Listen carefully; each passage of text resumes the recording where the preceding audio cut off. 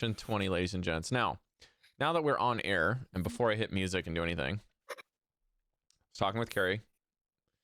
So this is for the players, okay? I have a couple points. I don't remember how many there is. I'm going to say if there's 3 for now, but if there's other ones, there might be. So point number 1. I'm hopeful that today you guys will wrap up full circle what you need to do. I know that seems probably pretty quick, but you guys should wrap up what you need to do today, if possible. Wait, are we not in the inn right now? In the tavern?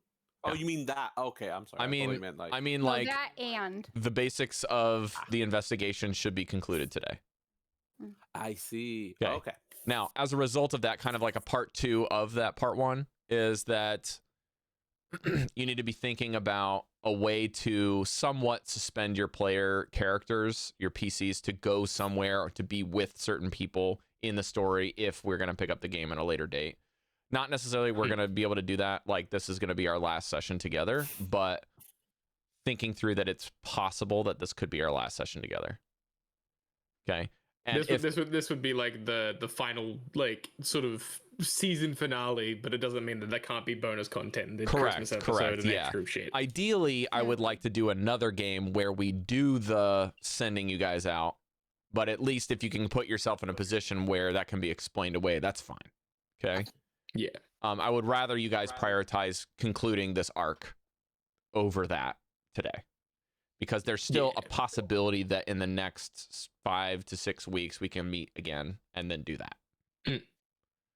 Okay, so that's the main thing I want you guys to think of. Now, because this is like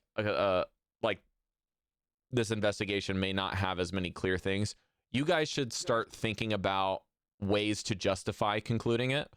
Things like, okay, so for Cari, I'll just say for Cari, your character's got a very clear half-life of when you got to be out of here. Last Aegis, you just laid down the gauntlet. You've got to sign up, and if you don't, then it's a little weird that you're in here for the evening. And then if you do sign up, you are committed to staying in the city basically indefinitely. And committing with Last Aegis is like a pretty long-term commitment. And it's very clear that Layla's not motivated to do that as a character. So at the next point of their meeting, she's going to be gone, because they want her to sign a contract and she doesn't want to exist anymore. She wants to be a ghost. So she's not going to be there. So Cari's character, Layla's shelf life in this kind of investigation has a very distinct end date, which is the day before that happens. She's not going to be reporting for duty anymore. We also have our, we have our aliases too. So like she can still join and then like. Well, that's what I mean is like her alias is in jeopardy, so she can no longer use it after that point. Oh, that's what I'm getting at. So she would have to get at the very least, if she wanted to continue, she would have to have a new alias, new everything. Yeah. And start from scratch. We lost to Jodie. Yeah, she'll be back in a second probably.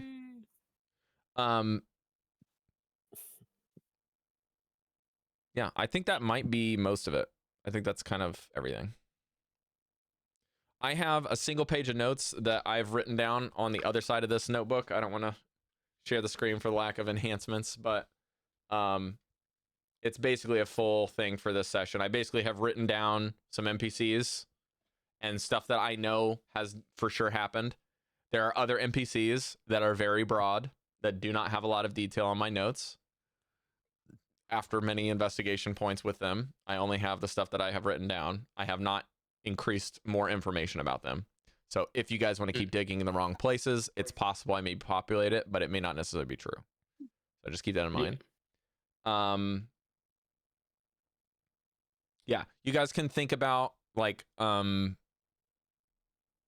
if you're thinking about ways to like finish up your investigation, just remember what the core of the investigation is uncovering who's accepting bribes. That's like the main thing.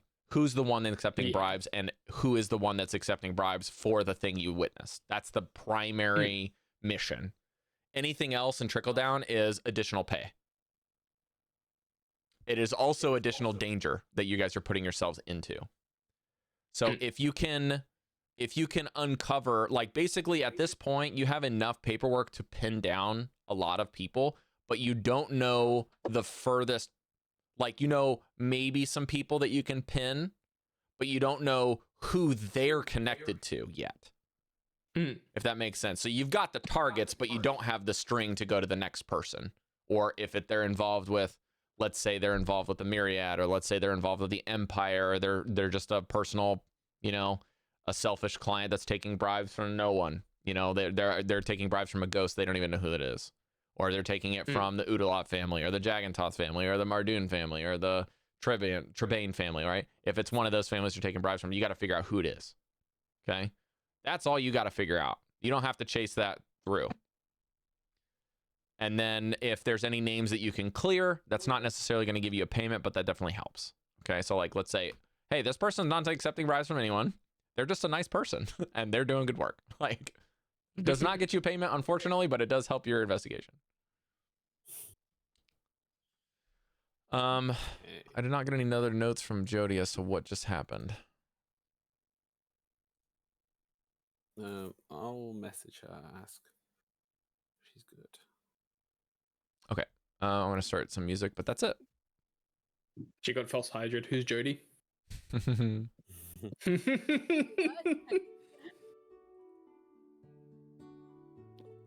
Do you guys know what a false hider is? Yeah, I was gonna say that. I Better think if you don't. Maybe only It's three a of us bad rabbit get. trail to go down.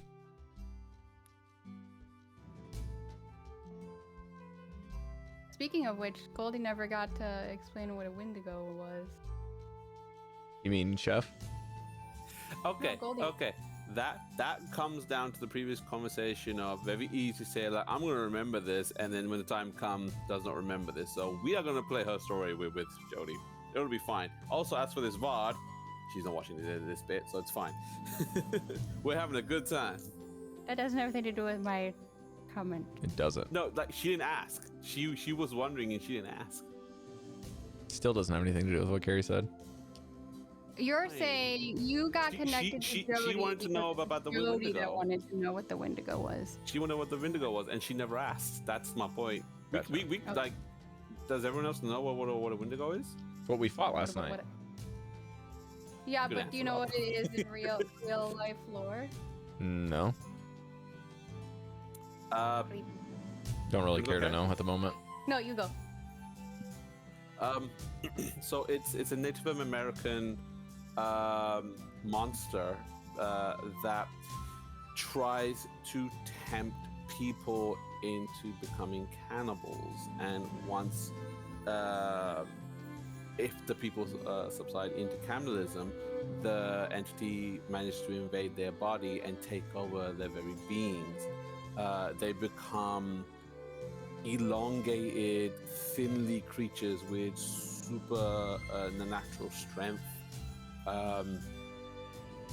They derive their power from eating Incankoth flesh is of still others. fucking up. Hello? We can hear you. Basically, like, Oh no, it's still the fucked. cannibal Hang on. before they die, and then when I'm having like computer issues. And you can't ever Sorry. actually kill them. All you can ever do is release the spirit. So the person is lost once the transformation begins. All you can do is give their soul rest. And the Wendigo is released, and then it is out there once more to do what it wants to do. And that's the Wendigo. Dangerous creature. very, very gross, evil thing. It always ever comes down to it will tempt you with cannibalism. Which you think, oh, why would that ever happen? But You know what? Yeah. I was thinking yesterday, it makes sense that is like a northern Native American evil creature, because like people tend to have that temptation in cold climates. Yeah. If you're locked in an area and you have no food, that's when people are tempted to do that. Whereas that's like where if, they're residing. if you're in the jungle somewhere, you kind of have food that you can grab. So it makes sense that lore came out of a northern cold area. I have another point to that, but I also don't know how long we're gonna wait for Jodie to start. Yeah, I think D&D. we probably should just get started. I don't know when her stuff's gonna get going, but if Plus her me and and her are outside, outside, so yeah. we're not, It's- yeah. It's a little unfortunate timing. but we actually yeah. kind of need to start with Caidi anyways, Okay. because she's the one that got the cliffhanger. Yeah. Okay. That's right, she doesn't have a tattoo. Yes. Oops, that's very. Here's my notes. She has another tattoo. Doesn't have a tavern. Hey. Okay. As a cliffhanger from last week, the party has their aliases locked, and they have been loaded into this first kind of infiltration as a group, despite being different people and different associations. Chief of the Barbarian has now taken on his Goliath persona and is outside of the Scale-Bound Inn with Jesliann. They are doing a scouting thing outdoors. It will be doing some additional investigating here in a little bit.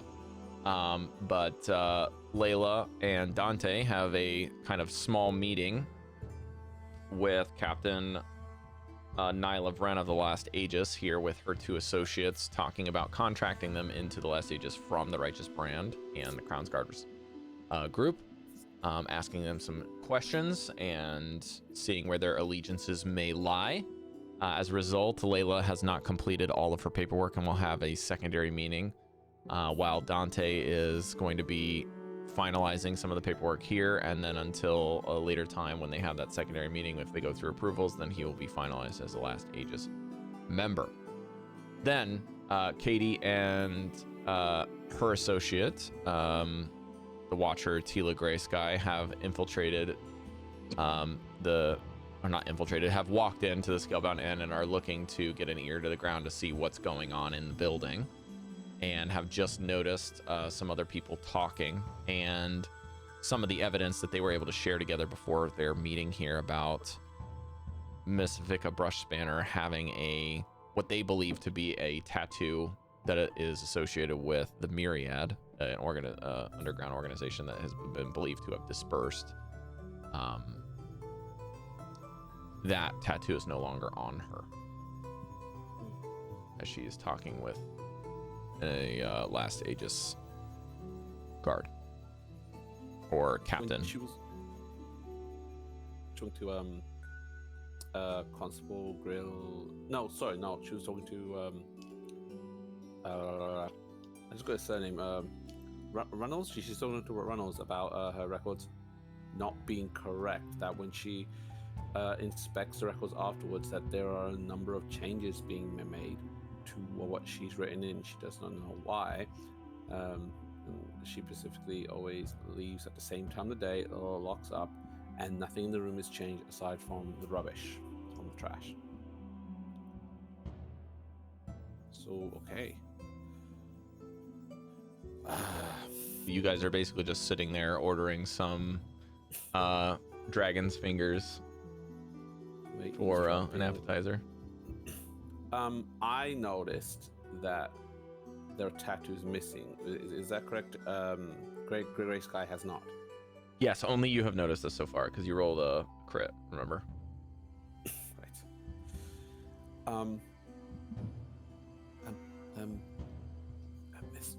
Miss Gray Sky. I'm gonna try and speak as quietly as I can. Yeah.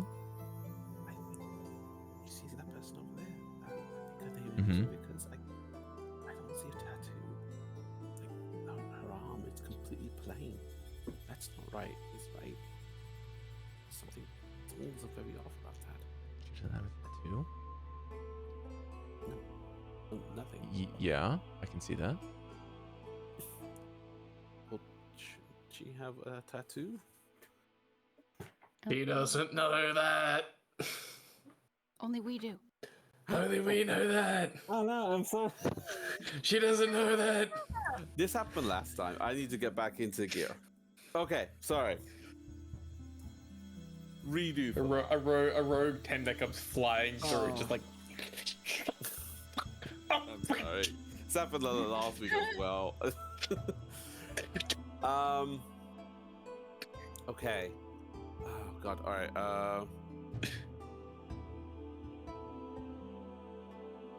Okay. I'm gonna at the very least relay the information that I overheard about Reynolds and Vika. Right.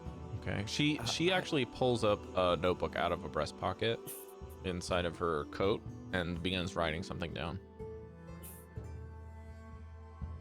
Well, isn't it kind of interesting that when we're investigating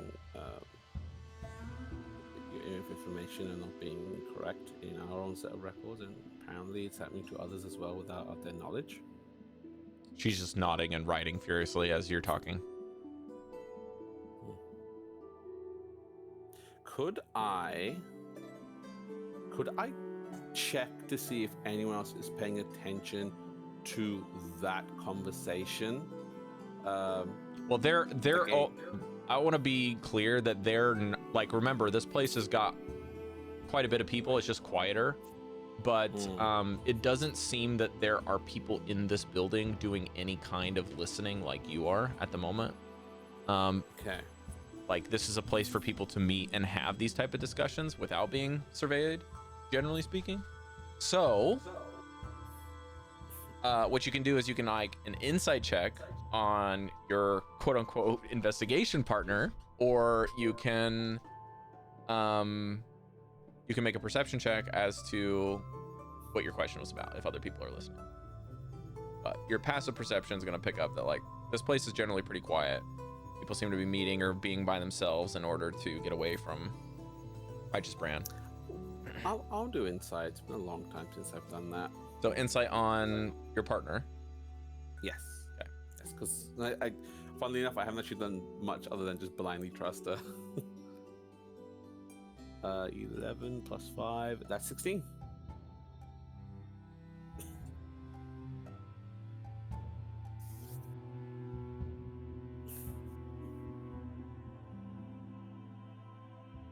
Tila seems to be oddly calm about this, and you didn't really pick up on that before.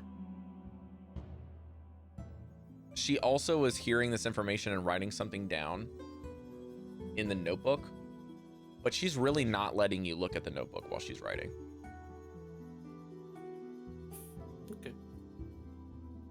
And she, like, as an insight thing, the fact that she's coming here to observe others means that she thinks she can find what she's looking for here, or she can find something that she's looking for here. That would be a kind of insight beyond insight, I guess you could say, is like not what she's doing now, but kind of just the situational awareness of what she's doing here is kind of, you're putting some pieces together now. Okay. So this is almost like a literal scouting mission for her. She's just here, sitting here, just like, I will pick up whatever information comes my way and then leave. Yeah, do with that with what you will. This is the first time that she hasn't necessarily gone in and started asking questions to people that you've known about. In that case, I would like to get up. And do you remember who's here in the room? Yes. Okay. There is Dobbins is passed out at the bar. There is a grizzly. That's what I wrote. A grizzly kind of guy on guard with a drink. I'm at the bar. What up? A bookie who is very much beaten up also by the bar. Nox and Reyes is at a table with 3 free chairs waiting for people. That's now populated with Dante, Layla, and Dea. Right. Who am I missing? There's also the guy in the corner, Fushiro, writing through the records, but I think that is Reynolds. Because we changed that a little bit, didn't we? So the guy that's writing the paperwork that looks really stressed out, that is Ronald Glass, Constable Ronald Glass. Okay. Yeah. Right. And then there's also a guy at the hearth that's reading a braille book and sipping tea. When I walked in, I could tell that they served food, correct? Yeah, you're eating or is it some. just strictly drinks? Okay. Oh wait, shit. All right. I was gonna get up and just go get some more food. Okay. In that case, she ordered an appetizer, so you can get up and call a hand. That's fine. I'm gonna get up and get two sets of drink. Okay. And I'm gonna get whatever is the largest inquantifiable amounts from the bar. He's like, sit back. I see what you're doing. And while I'm ordering that, I suppose I would still try to actively trying to listen to any conversations happening.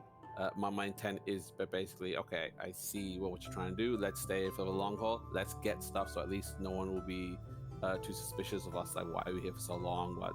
Sure. We got drinks? So you've done an insight check. You've done a perception check that was very, very good. So at this point, to get more information, you're gonna have to stealth. Sorry. I Ooh. just noticed. Cari. Okay. So this will be basically at a certain point, they're gonna notice that you're there, listening to them. This is kind of like, how long can this charade go on? So please roll a stealth check.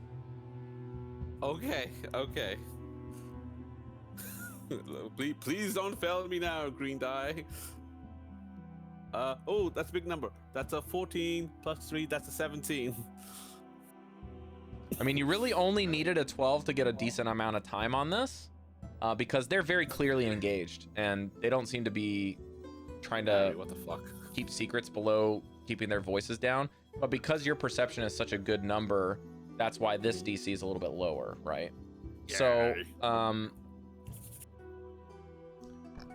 So yeah, Vika's talking. She's like, listen, I know someone has been watching me for months. There have been people coming in and out of my office all of the time. Some people go missing, some people get moved, some people get reassigned, and some people just quit. And I don't know why they're quitting, because I'm the one getting targeted. So it sounds like someone has it out for me. And then you can hear from the other guy who just takes a big swig of his stein. This is, of course, Ruldar Bren, Captain Ruldar Bren from the Last Aegis. And he just kind of does the thing where he kind of like is ringing the stein's like handle with one hand and holding it with the other. It just doesn't make sense that it's almost like they're trying to get rid of you, but at the same time they really need you to be there. That doesn't make any sense. Why would they want to get rid of you? What is it that you're doing that they don't want? She's like, well, I mean, I'm in charge of all the paperwork. They got to get everything in and out of there. I mean, I've started picking up on some things, and I kind of just let them ride. And then when I finally take notice that something's different, then I'll go back in the records for the last couple weeks and just sit there and read all day, not file any paperwork. I'm getting buried. But I don't know. I might need to check to see if can you like station some people outside of my office tonight and just see if people are coming in when I'm leaving? He's like, I don't know if I can do that. That's outside of my jurisdiction. I've been Last Aegis for a long time, but I've never been over here. I've been over in the other section of the town. She's like, just rubbing her temples, and takes a big drink.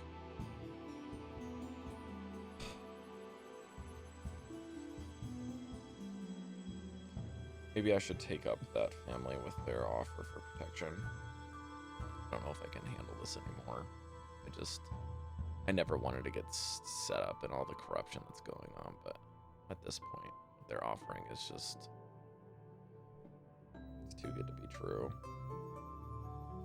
And, best case scenario, it's two wrongs to make a right. I can get some extra money on the side, give them a little bit more information, and have my back checked by them, because they all hate each other down there in Shady Creek. So, and then he's like, but do you really want your name associated with the Mardoons? You want them protecting you. Well, it's better than the other families. I'm pretty sure the other families are the ones that want me gone, because it's very clear that if they're going to offer me protection, then they're clearly not the ones that want to get rid of me. Unless this is some crazy inside job. It's like, well, just don't make any waves with your paperwork. Just kind of take it easy, file some normal stuff, keep reading, and then maybe when your contact comes poking around here again, you can accept the deal. But you got to see how serious they are as well. It's like, yeah, well, I guess you're right. I got this new recruit. Very, very curious lady coming in that's pretty promising, but I'm afraid she's going to get wrapped up in all this, and then it's going to be curtains for her in one way, shape, or form, whether she gets transferred or abducted or whatever. I hope not. But she's poking her nose in the business a bit too much. I gotta scare her off or something. I hate doing this to new recruits, but I have to be mean. The only way to protect myself from this is just to not make any friends. I'm glad you transferred over here because you're the only person I really trust. And then their conversation kind of just puts us over to other stuff.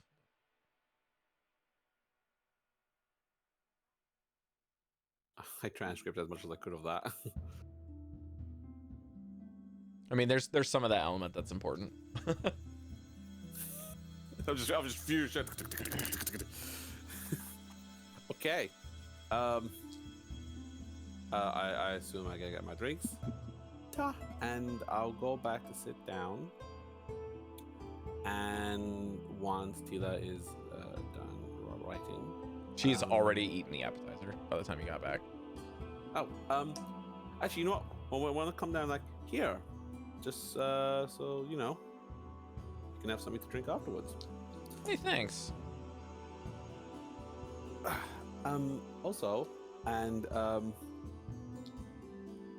rather than go through this entire amount of information I just wrote down, I'm going to relay the information that I just heard as quietly as I possibly can. You're gonna tell her everything. Okay, you know what?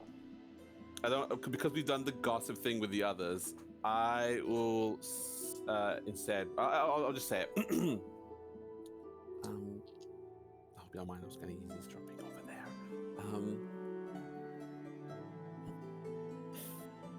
It seems like that Vicar is very scared for her own safety and those around her that might get involved with her work. Goldy, you're gonna have to speak up louder. I know it's you're trying to whisper, just but I can't hear I'm anything. Speaking quiet. Sorry. Yeah. Vicar seems very scared. I'm doing it again. Vicar seems very scared that something may happen to her or to those around that in her orbit. Apparently, she feels that she's being watched. There may be someone out there who doesn't like her being in the position that she's in. She sounds like that she's kind of prodding into the records, and much like yourself, trying to figure out what's going on. But no one's really picked up on, unlike us, people have picked up on what she's doing. And I know she might be a valuable ally, but I don't know if it's my place to say. She did say something about taking up an offer with the families. I'm not entirely sure what that means. But she's frightened, and she just doesn't want to be in a position where she would be in harm's way. So, what do you think? Did she say what family? No, I didn't catch that bit. Hey, you need to give me a deception check.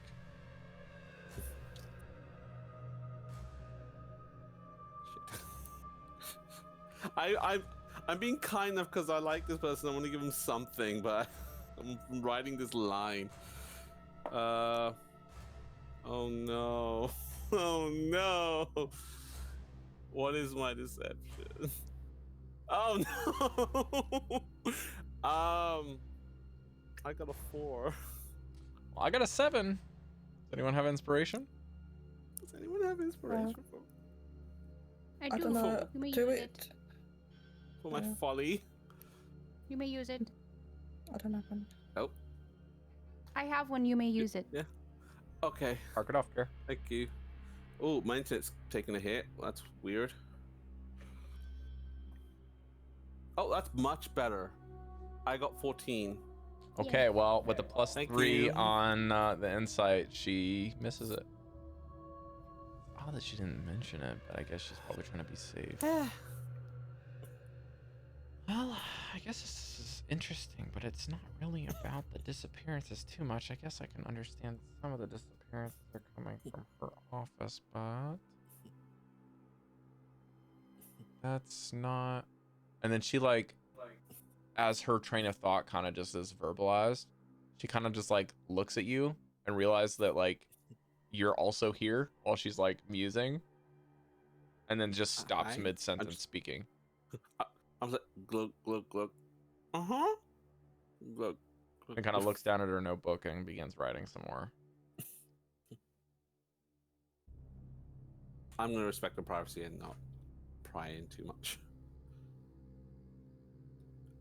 But I will appeal to her humanity. She stops one of the dwarven people and calls him over. That's the tavern keepers, and just says, "Hey, can you get me a twice baked dragon egg, please? Thank you." You're still that hungry? Free, isn't it? Ah, yes. You know what? That After a while, they come That's back fair. with a twice baked potato with bacon bits all over it. Why do they have to bake it twice? I may order that later. You're not there, depending on Missy. my stomach. I know. I'm just like, I'm trying to like pretend like I just see it walking past. Yeah, you hear the background. The fuck? Okay, Caidi, I want you to think about what you want to do next, because for now that'll be wrapped for Okay. you. Let's get to Jesliann and Shifa, or Rin and Anna. Well, we're outside, right? We're like on patrol. Yeah, you guys are now patrolling. Sort of going a possible route that was pretty far away from where we currently are at the inn. I think that was what the consideration was. I would stay looping on the back entrances where maybe the kitchen area and supply runs will come from, and Then keep an eye on any faces I recognize. Do we need to avoid staff that may be personnel that may be coming out at any of those service entrances? Now we're officially on duty. We don't need to avoid anything. Yeah, fair enough. We just meet every couple minutes and nod and keep going back. Okay. Any checks we need to make for this, Rob? Well, I'm or- waiting to see if Jesliann's doing anything, and then I'll have you Okay. guys roll.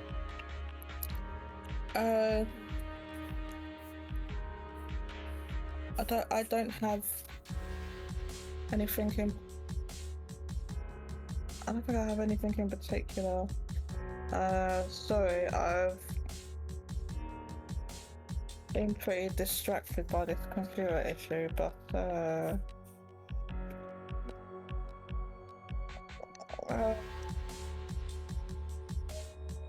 if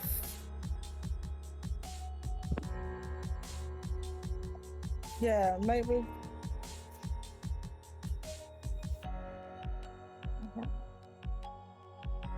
If there's because I don't know how much general movement have we seen that hasn't been from the main entrance, or have we seen any movement of people that's other than the main entrance?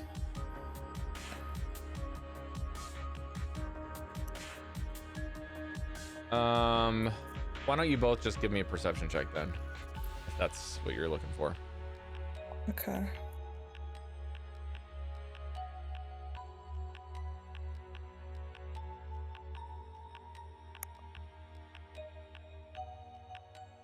$16. 14. Okay. 16 will get you you're checking the back entrance, Shifa. Mm-hmm. So over the course of like the next hour or so, you guys are making some regular, pretty boring routes just to kind of keep checking. It's just like glorified task list for like inventory. You're like, all right, I'm gonna go check this place, and I'm gonna check this place, and then we're gonna meet, and then I'm gonna go check this place, and then I'm gonna do it again. Like, it's just that. As you continually check that back door, occasionally you're gonna see the dwarfs come out. One of them takes a smoke. Another time they're coming out dumping some garbage. But at some point, the dwarf, one of the dwarven guys comes out and checks a crate that's out there. Doesn't seem to reach in and grab anything. Just kind of like pries the lid, looks in, looks around, closes the lid, and goes back inside. That's it. Everything else seems pretty normal, but that's just like an odd thing. You're like, I don't know what's in that crate. That seems odd. Jesliann, you're checking for people that are coming and going from the front. People that are coming and going from anywhere other than the front. Okay. So you're going to be checking basically the sides of the building and maybe like the routes. There's quite a bit of moving around the Scalebound Inn, but you notice that like there's a pretty wide berth to righteous brand officers that seem to stay away from here. But yeah, over the next hour, kind of nothing really happens. You said the righteous brand officers are mostly who we see. They're giving it like a wide berth and not really coming by. They're just like anyone and everyone is walking around the Scalebound Inn. Not many people come in and out. I mean, in and out of the building per se, or like there's basically no one at this point. Since you guys got here, that was kind of like people came in for the hour and then no one is left yet from the building. But no one else is kind of arriving and coming in either. A question that I don't think you mentioned this, but how exactly big is the inn? Like, what's the capacity of it? How many people are It's a pretty long building, but it's only about 2 stories tall with maybe an attic. And your guess is it's probably got a basement if it's got that much food in there. They might have some like kegs in the basement or some wine cellar or something, your guess. You're not quite sure the capacity because they had so many of those rooms in the base room and the main floor that were converted to office spaces. And the general gist of this is that it's been a converted inn into like more of a tavern bed and breakfast, with also like it's a Crown's Guard use. So it's probably at one point was more of an inn, and now it's been like this hodgepodge building. So you don't really have a good scope of how many people it could hold. But if in its heyday, it probably could have had quite a bit of people inside, maybe close to like a couple hundred. You could probably maybe like 100 to 200 people capacity wise. It'd be pretty big. Yeah, because I was just wondering whether I was thinking in order of like tens, or is it like hundreds, you know? Yeah, I mean, your guess is that if it was, I would say probably it's better to say it's probably close to 100. It probably could hold about 100 capacity. But that would be like multiple people per room. That would be like max capacity probably. And you know for sure inside there's definitely been some renovations. Like some areas have been nixed out. They kind of cleared out a larger space to be eating. They looks like they demoed some rooms. They combined some rooms for office spaces. You don't even know what the office spaces look like inside. You only saw the captain's office, which was relatively small. And everyone that's not Kvarsguard is given it a wide berth, you Yeah, said? with the exception of a couple of the Last Ages people you saw in there earlier. Okay. Is there... Yeah, just wanted to know. I just wondered if, like, if there's, like, because you'd expect people to be coming, or we would just expect people to be coming and going from the front entrance. But if there was like, the reason I asked it, if there was like any I just want to know if there was any movement of people we spotted that was somewhat other than staff that you would just like wait staff that you would your cooks or whatever that you'd expect to see there, if there was anything out of the ordinary. And I think you just mentioned that there was somebody looks inside of a crate. So I saw that with my I noticed it with my perception check. Well, Mesh was specifically looking at the backside, and you said you were looking at non-central things, so I split your guys' stuff up. But when you meet, Shifa would probably tell you what he saw. Okay. Another inquiry I would probably make is, we've been inside and we've been around on the outside. Does the inside and outside make sense spaciously? Structurally, like, is there any space that, like, there should be something there, but I didn't see a door there kind of situation, right? Let's say you can give me either a flat intelligence, or if you've got a tool proficiency with woodcarver's tool, I'll allow you to roll with that skill. No, thieves tool and herbalism, so roll intelligence. That's bad. Let me use my last inspiration. I'll change the die. Better. Plus -1, so 13. Minus. Everything checks out. Nothing out of the ordinary. Tiles on the roof look to be pretty weathered. You do notice that after doing a perimeter that some of the offices have reinforced windows, but not the second floor. Okay. And I'll say on a 13, you definitely know that this place is a basement. Okay. Or a cellar.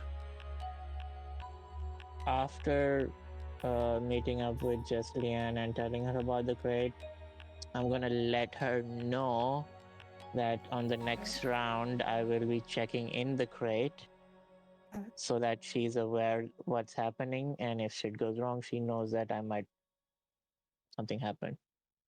Okay. Then next round I go check the crate. Oh, you guys want to do that now? Sure, as long as it's relatively clear, and I'm assuming I know that they don't come out every 10 minutes, and I'm doing it in the middle of what their rough estimate is from coming out from the kitchen. Okay, roll me a stealth check. And Jesliann, you can roll perception to see if you can support him. Okay. Decent. 14. I've got an 18. Okay. So, Shifa, you missed the DC, but Jesliann passed it. So, that basically just neutralizes problems. So, I'll just describe what happens. Oh. So, you don't get what you want, but you do not get in trouble. You don't reveal what you're trying to do. As you maneuver around the building, and you start walking a bit tighter on your patrol than you should, you notice the door opens much earlier than you wanted. and this guy kind of looks around, but you get back to your normal position because Jesliann ends up giving you a tip that he's coming out, sees him through the window coming out from the kitchen. And as you see this dwarf come out from the kitchen, you also see him in one hand thumbing through a coin purse, checking some coins, and he stands out there and begins to, what you can only perceive, Jesliann, is to wait for someone. You say he? It's a dwarven male. He does not look very old. He looks to be probably late teens, early 20s, but is just, he has an apron on, so your guess is he's a cook. Could be tavern hand or a waiter, something like that. But he's just kind of a dwarven guy, just standing out there. He's got like a very scraggly beard, got some like potato wedges like stuck in it.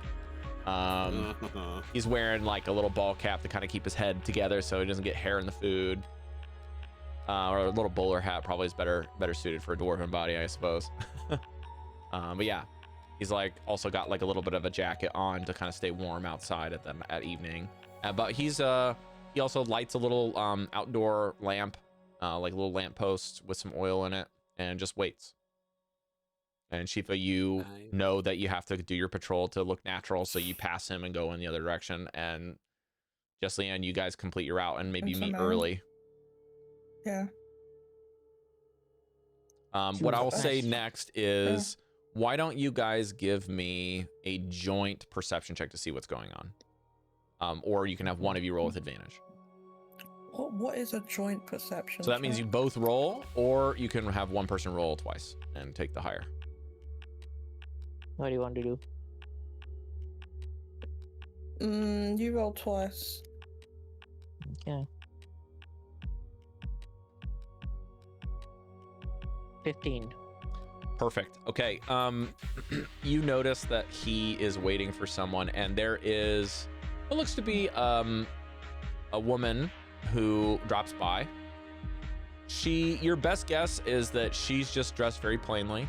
She walks by, she's got like a brown dress on, and walks up to this area behind the shop near to an alley, and then you notice that he clocks her and meets her in the alley.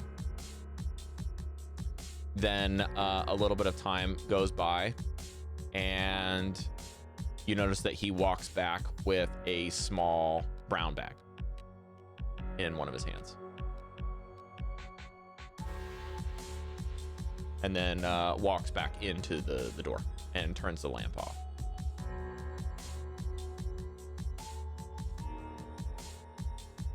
Okay. The woman, is she a dwarf too, or is she? No, like, she's a human. Can we tell? She's a human. Mm-hmm.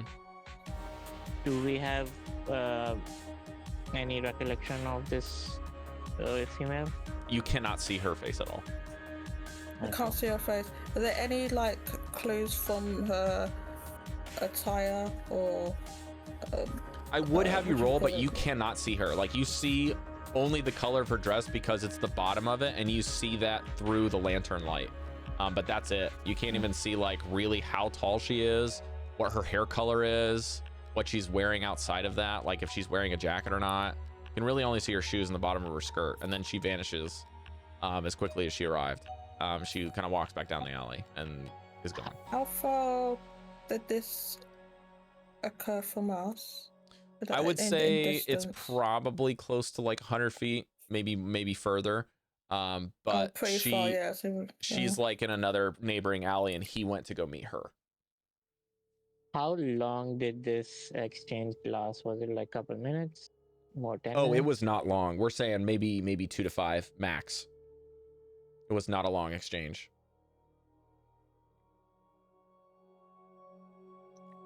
Okay.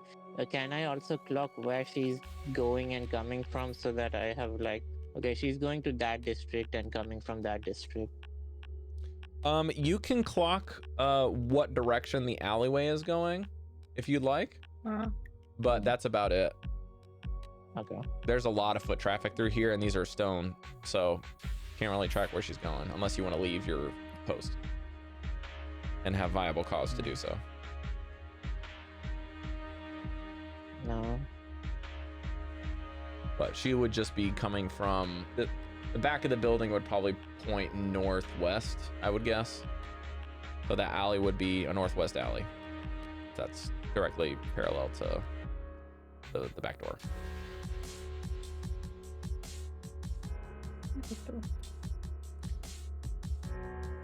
What would you like to do next? Do you want to wait and see what happens next? Do you want to question him? Is there... Yeah, I don't think there's any point. I mean, personally speaking, I think... Do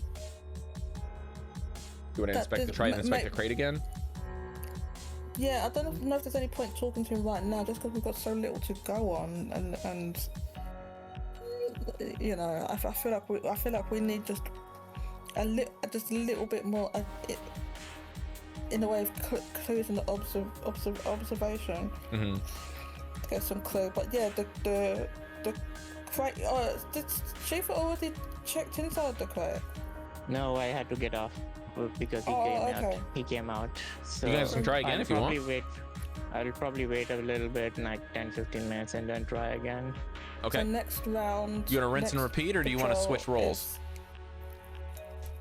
I'm fine rinsing and repeating. Yeah. Okay. Okay. Stealth perception. So Stealth and perception. natural 20. Ooh. Nice. Okay. 24. Jesliann?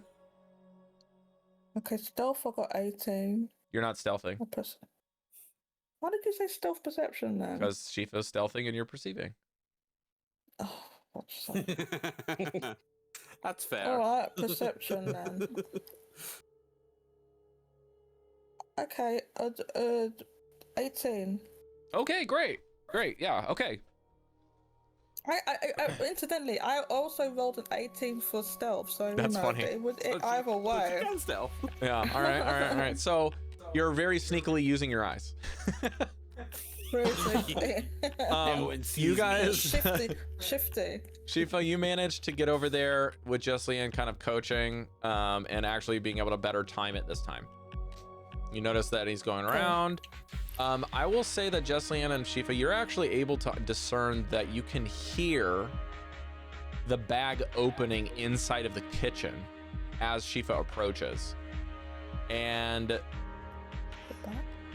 as you hear it, you hear some stuff kind of spill out on a counter and just, oh shit. It's just like sounds like he spilled something. And Shifa, you lift the crate. It's not locked. It's not even bolted or nailed shut, obviously, because you just saw him lift it. Inside, there is a litter of kittens sleeping. Oh. Get it. Adorable. Get it. One of us.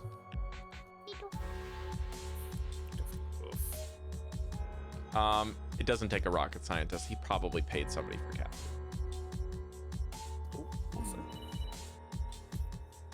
Sorry.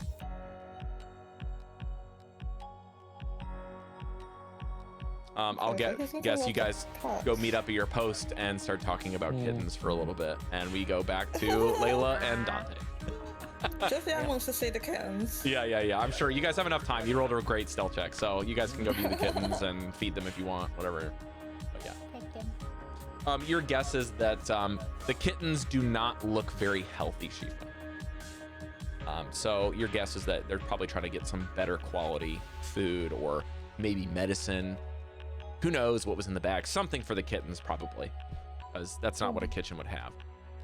There you go. Dante and Layla, you guys are talking about Last Ages stuff for a while. But if you have any other questions or specifics that you want to do inside of this, if you want to go observe other people, you go talk to the bar, now's your chance.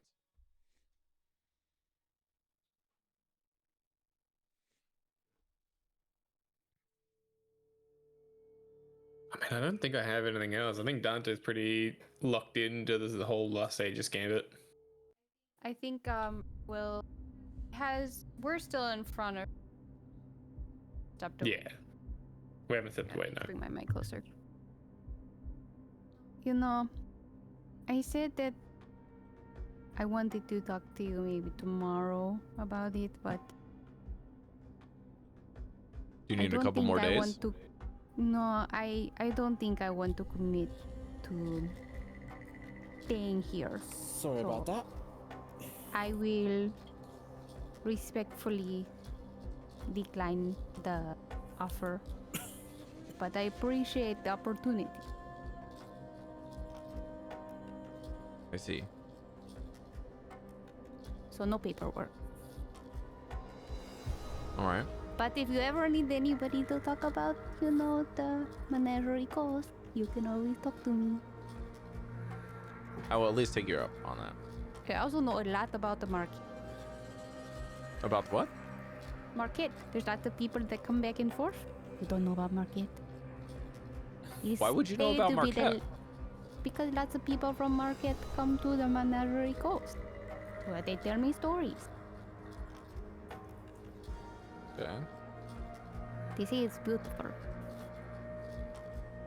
I mean, all I've heard is it's just a big city inside of the desert, so I wouldn't know. I haven't been over I there. was like, that's beautiful. Not exactly well traveled being a the so. In the middle of the desert, they say there's a beautiful paradise oasis. I don't know if I believe you. She kind of like has a grin. Well, I'll let you do it. I think I would like to get something to drink. I shall do that. Yes. Okay. Goodbye. Just a note: don't buy the Dragon's Fire. That is terrible alcohol. I was actually just going to get some tea. Okay. Well, that's fine. Wait, the stuff I got. Shit. And then don't get the Dragon's Fire tea. That's also bad. Oh, a minute. As Dude, Layla, alcoholic as tea you is get up to disgusting. get some tea from the bar, is that right? Are you Me? standing up? Yeah. I'll probably come back, but I kind of wanted to get myself away just in case he wanted to ask her questions without me, or if he wanted to excuse himself to come talk to me without her. Okay. I'm just kinda What like- I'm gonna do is I'm gonna give you an opportunity to do some more than get tea if you want, and then I'm also Okay. gonna ask Yeah. Dante what he wants to do here. I would like to look at what's her face? Caidi, kind of just like as I'm going, see if she needs help or Well, you know for sure, Caidi seems to be very engrossly engaged in a very quiet conversation with her associate right now. I guess I would know. Since I'm obviously paying attention to everything. I guess I would just do a very quick glance at you, but that's it, without trying to give myself away. No. Just like a. I don't know. If anyone's gonna blow their drink cover, is it's gonna be Cari. look at the camera. It's like, This drink is perfectly fine. I like this drink. Glug glug glug. Especially when it's by itself. are you looking at my cues on the? I am. What? That's what Okay. I'm speaking out loud. This drink is fantastic. I'm so glad I have my drink by myself. Glug glug glug. I'm trying to imagine the code word being inserted here. Like, why Yeah, does yeah, this yeah. drink taste like wasabi? This is a I will terrible drink. be It's got wasabi in completely it. honest. Help her. Layla takes that as I don't need any help. Yeah, that's what he's getting at. It's fine. So I'm gonna You want to get a drink. roll for it? I'm glad you did. I have no idea what that was, so I'm just gonna. Okay. Okay, Dante. We are the good. Dante hasn't really got much at the moment. He's pretty set staying here. I guess just an insight on the kind of vibe at the table at the moment. I think that's something I care about. Okay. That's just remember, I forgot to pull up D&D Booms. I will also allow persuasion if you would like, because that would be something that would be just general social skills at the table. Yeah, I'm wondering whether or not he wants to push, them talking about the shipments and the disappearances and all this other stuff.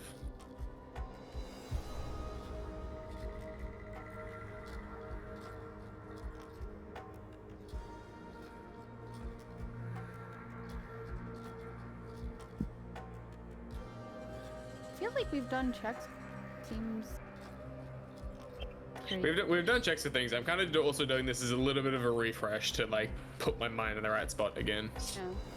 But like, I don't have a whole lot to search, and I think everyone else has got things covered. But yeah, I think I just like to insight the table, just general vibe check, just kind of gauging what everyone's doing at the moment. Sounds good. And go from there. Yep, I fucking cocked that.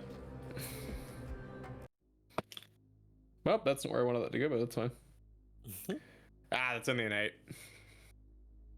Yeah, you don't really notice any adjustments. Everything seems to be a little bit tighter now on tipping hands, especially from the other two that, you know, Nyla's been giving them some pretty dirty looks because they seem to have fucked up a little bit. But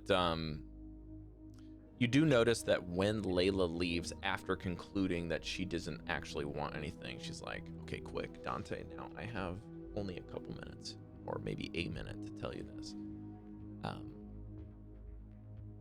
I'm not exactly a new captain, but I'm kind of new to this new kind of general mission. Are you familiar with who the Ogden Trust is?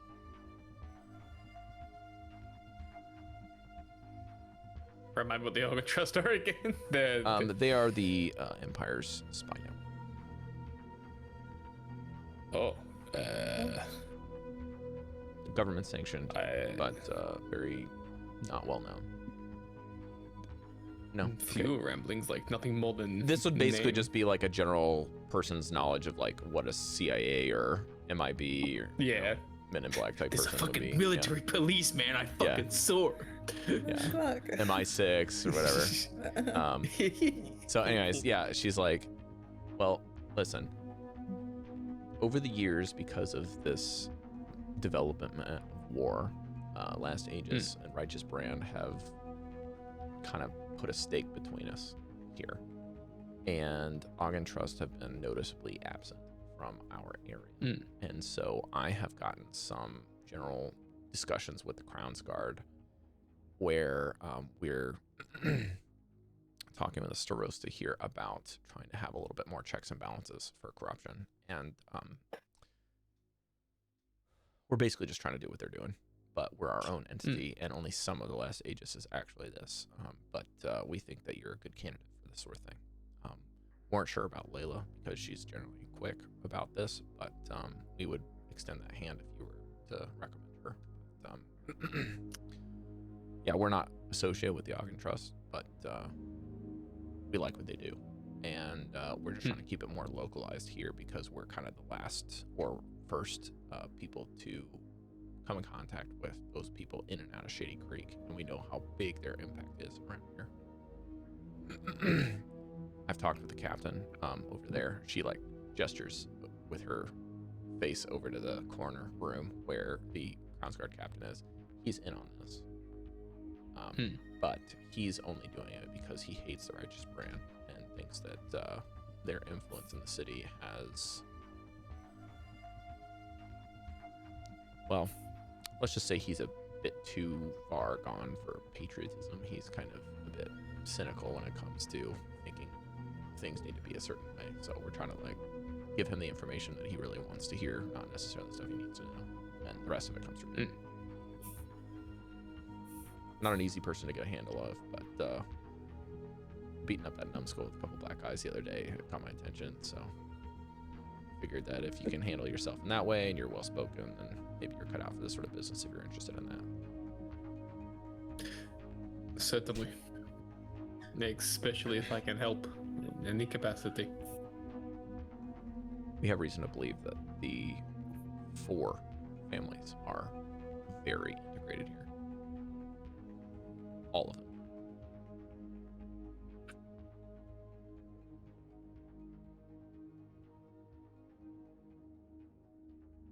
How deep? She smiles. You're gonna have to sign your contract for that.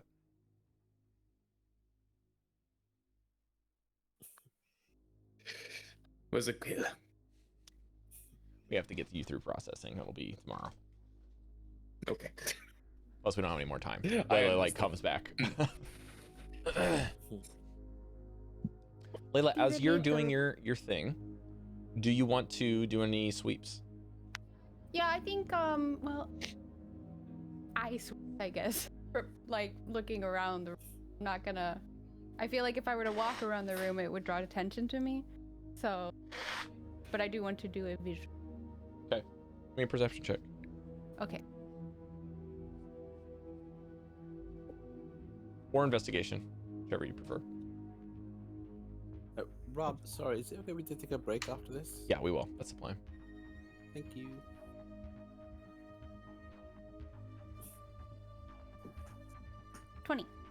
Dirty. Really? Yee. Okay. We see a small patrol of kittens come through the building. Yes. She'll just be walking. I know what my players like, okay? Get him. Okay. Sorry, I had the image. I'll make that joke later. I'm gonna do that joke. Okay. Wow, Cari, well done. Okay. All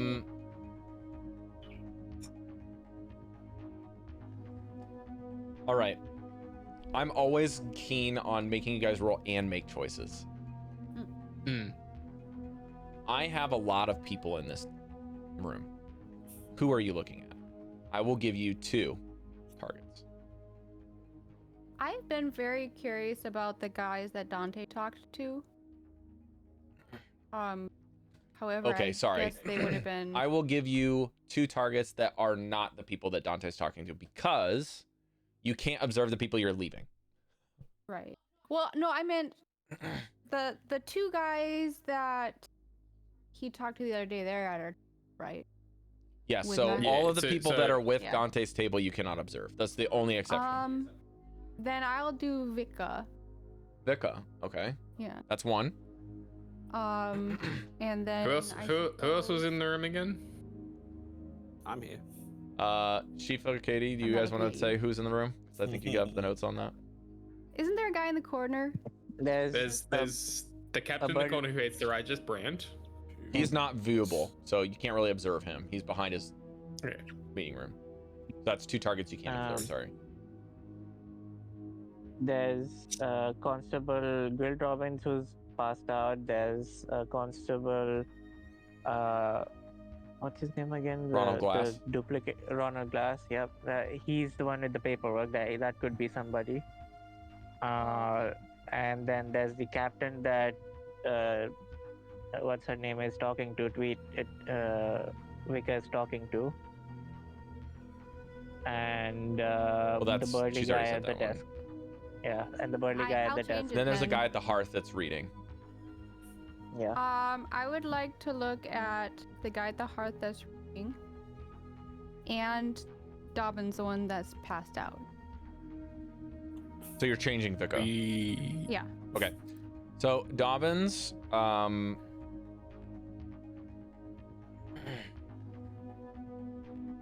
okay. We'll just trigger 2 events then, because this is exactly where I'm heading anyways. As you get your drink and begin to return, you notice that Grell seems to be coming to. He checks the, I guess you could say, the fantasy version of a watch. I think watches are a thing, so we'll just say he checks the time. A pocket watch. Some pocket watch, yeah. And wipes the drool off of his face, and you see he kind of like swears under his breath, and then he immediately just puts the stein on the bar and runs out of the room. Then you notice the guy at the hearth. As soon as Grell Dobbins leaves, he closes his book, drains his tea, throws the tea bag into the fire, and gets up and leaves. And The tea bag inside. inside of his tea, yeah, he just throws the tea bag away so that it's torched. Then Why he is he so begins to pissed? walk out of the room with his kind of seeing eye stick. He looks to be blind. And you notice on a 20 that he is not using the Seeing Eye stick. He is just walking out very briskly. I will run up there. Oh, sir, you forgot you dropped something. I think I need, if you could wait just a second. I saw that you hit something and dropped something. Who? I'm running up to him because I'm running up to the blind dude on the pretense that a blind dude has dropped something. Oh, bother. He also seems to be tipping his hand again because he's looking around his feet. Well, I'm like getting up close to him, and then I'll grab his shirt and get into close to his ear and say, "I know you can see." Are you sure you want We're gonna take a break. that? Okay, I probably shouldn't, but Thank you, Rob. Sorry. Yep, we're gonna take a break. Oh, Goldie has to run, so I gotta take a we're break. Here. coming on a wasabi moment, maybe. I know that normally I wouldn't do that, but because we're trying to wrap up stuff, Yeah, I'm trying I to like it. I like it. escalate. It's good. Yeah, fair enough. Yeah, Yeah. fair enough. God, I find it so funny that we like the Organ Trust guys, the whole secret military situation. Meanwhile, me over this side of the table just going, yeah, I don't know who they are at all. Yeah, no. Yeah, It's like a multiple Inception moment. Really quickly. Want to look at my stick light right here? Yeah, I'm just like, hey, stare right here for me, will you? I can't wait till I can reveal it to them because that'd be so funny.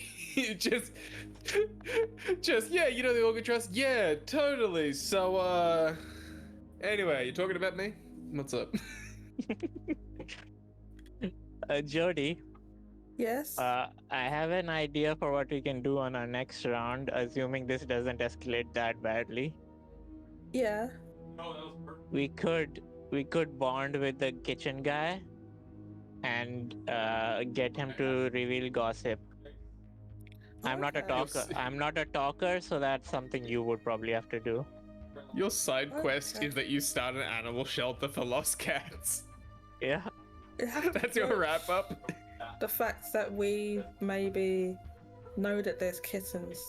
That's fine. It's a chill thing. You could just give him some money for the kittens, and he'll be happy about it. Honestly. Yeah, I was gonna say, it's like I saw what you were looking at. I got curious, and then I saw that it was cats, and I went, "That's so fucking adorable. Have some money. I want to help." Okay. Yes. Also, sorry, I just had another thought. just, yeah, the Organ Trust. We're looking for them, and then immediately someone runs out of the room, and then I'm just like, follow that guy. What was that? Nothing at all. Did nothing you have to worry about. Yeah. Okay. Let's do that. Right. God, that's so funny. Okay. I'm very tired. If you, yes, I am pretty tired. Okay. I'll be back in a minute. Yeah, you're all good.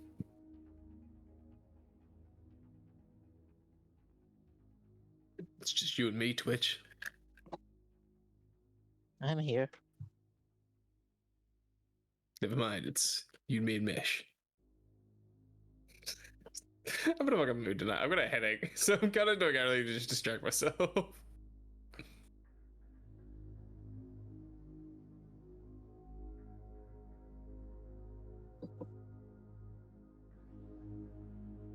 Okay, wait, no, hang on. I need to go for the panel. I will also be back.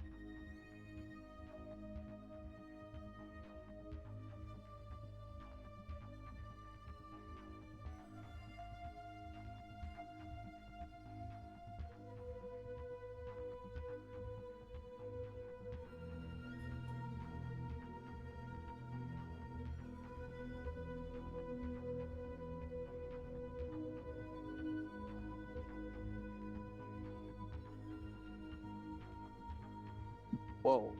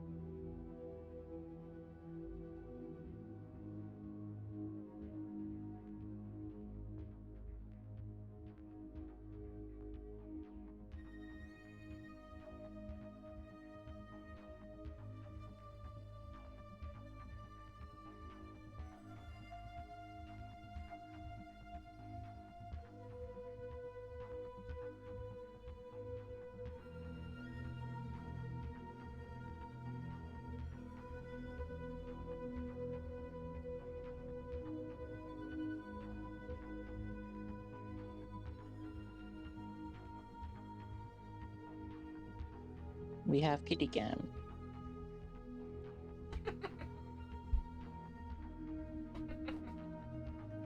Cute. That's one of many in the box.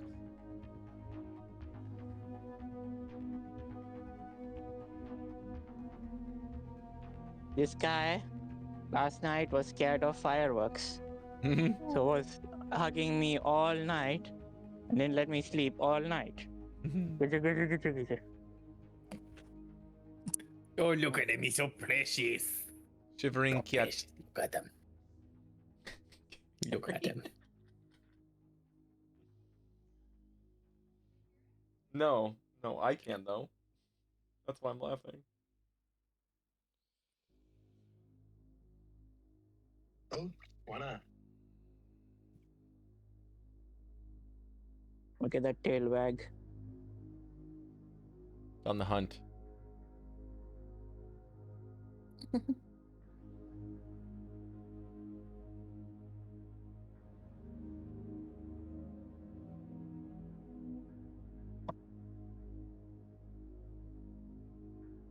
Oh, don't touch it.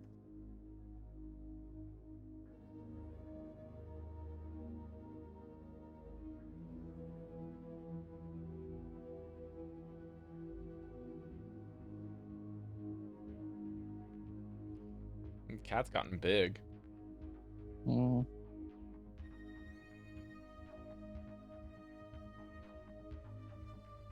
It's got like that kitty face still though. Mm. His face hasn't grown a lot. Nox's face grew a lot when he got big. As a very happy cat. He loves creatures.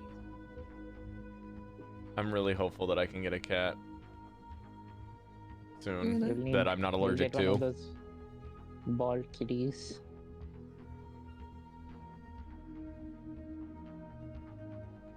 Bald kitty or allergy-free fur? Which one are you going for? Allergy-free fur. Okay. Wait, there's cats that have allergy-free fur? Yes. You can also make it even better if you feed them. I think it's like egg white powder in their food. It makes their coats really, really healthy and less dander in general. So, like, if I get a hypoallergenic cat for like a Russian blue or a Siberian, which is what we're probably gonna get, then you can buy that, and it'll be much easier. Aren't those like really expensive? Those? Yeah, Hi. but Sorry you know, about any that. cat that's hypoallergenic is gonna have that premium price, Jodie. Damn. How it is. Okay. I didn't know there was such a thing as hypoallergenic cats. Yeah. I know there's like dogs. Like years ago when I wanted to get a dog, I was looking at there's dogs that don't shed hair. Yeah, All that over would the be place. anything that's mixed with a poodle generally. But you have to like manually pluck their fur out because it doesn't shed. You got to do that like once or twice a year. Oh, I don't know about that. Yeah, that's what I found out when I That looked mick not at, be like, the things I'm talking about then. That's a different dog. Yeah, this is a dog. What was it? What breed was it again? It was some like rare English breed. I know that I forgot a what lot it's of people called that now. are kind of allergic to dogs will get like a Frenchie or a bulldog because they have a lot shorter hair that's definitely very light shed, or even a boxer. Those three breeds Yeah. are almost like a mink coat type texture, very, very light and silky, and they don't really like shed hardly at all. Yeah, I don't know if it's the same. The hypoallergenic cat. I don't know if that's the same thing, but like when I was looking at the dog, there's certain type of dogs that don't shed their fur. They're not able to shed the fur, so you have to like take them to a groomer to like have the fur, or learn how to do it yourself to pluck this fur out. That they can't shed at all. It was interesting. But yeah, I guess there's like but those dogs were bred for, somebody that were bred like a couple 100 years ago, 100 years ago, whatever. They were bred as like working dogs, I don't know anything about that sort of stuff. Yeah, like a lot of dog breeds are bred for like specific purposes. A long time ago, but they don't they don't serve that purpose anymore, you know? Like fighting dogs and things like that.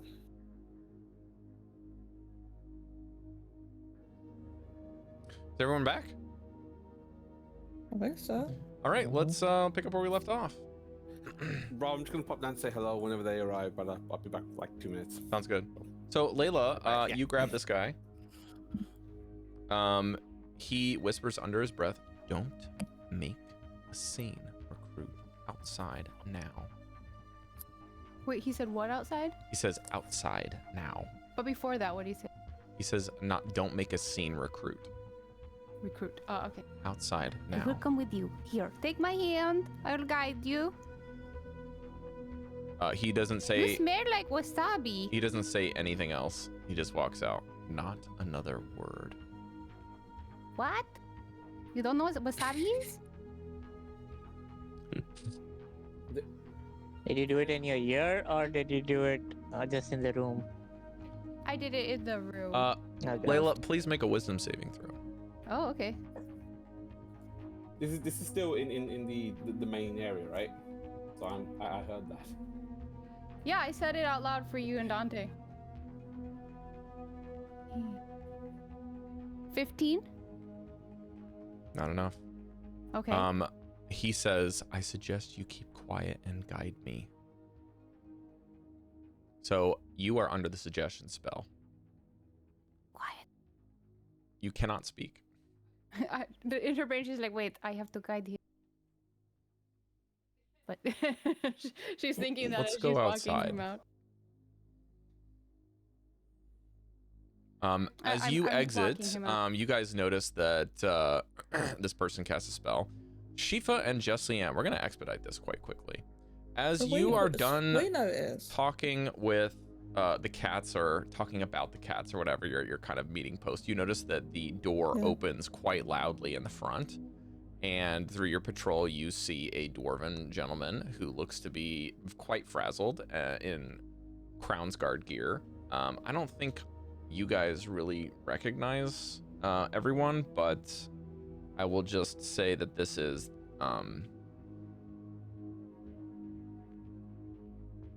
You would have gotten descriptions of Dobbins. this would have been, yeah, this is isn't Dobbins Dobbins. as he exits quite quickly and shuffles off towards a different area. He is quickly putting on a coat and running off. It looks like he's in a rush.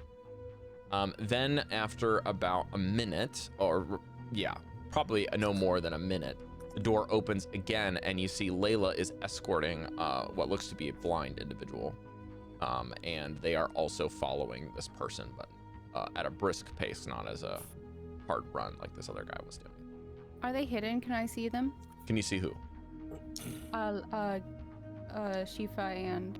Shifa you cannot see because his stealth was crazy, but you can Yeah. see Jesliann. Now, he said go quietly, but can I, like, lock eyes with her and be like...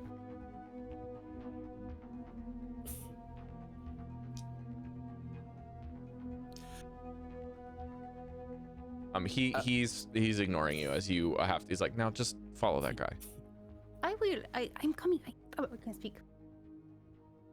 What? Okay, now Yeah, Dante, wha- Caidi, and Dante and Caidi are still in the bar. Okay, so it wasn't even in front of us then. We didn't physically see this happen. Well, You see He said it was Layla doing outside this the pub. as she exits. you probably So- heard me. I tried to say it loud enough for you guys to because hear. we locked eyes earlier and because I'm actively paying attention to my surroundings, did I clock that she's under some kind of spell right now? I wasn't locking eyes with you just now. No, I was locking eyes with earlier, Jesliann. but because we Oh, had that okay. little thing. So I'm aware of you, you're aware of me. Rob, would I? You need to make notice a that- active perception check because you are clearly engaged in conversation with another Were person. they able to hear me say wasabi? In a minute. Okay, let He's me trying to do catch the spell perception first. check. Okay. Oh no, that's good. What number is this? That's for 14. Sorry, and perception is 19. Yes, you do notice that he casts a spell. Okay. And then you hear Layla basically says this. She starts trying to make a little bit of a commotion and then is silenced and then they walk out together. And Dante and Caidi, you hear that Layla was able to get out the word before she exits. And you do know that your 2 patrol friends are outside. But their associations with you specifically are only known to one person right now. I suppose I would be in mid-conversation with Grey Sky, and I would cut myself off. And when I noticed that, I would look. I suppose, like, not even in character, I would look like I would look shocked, and then immediately get to my senses, and I would turn. Something's wrong here. Something's wrong with that person.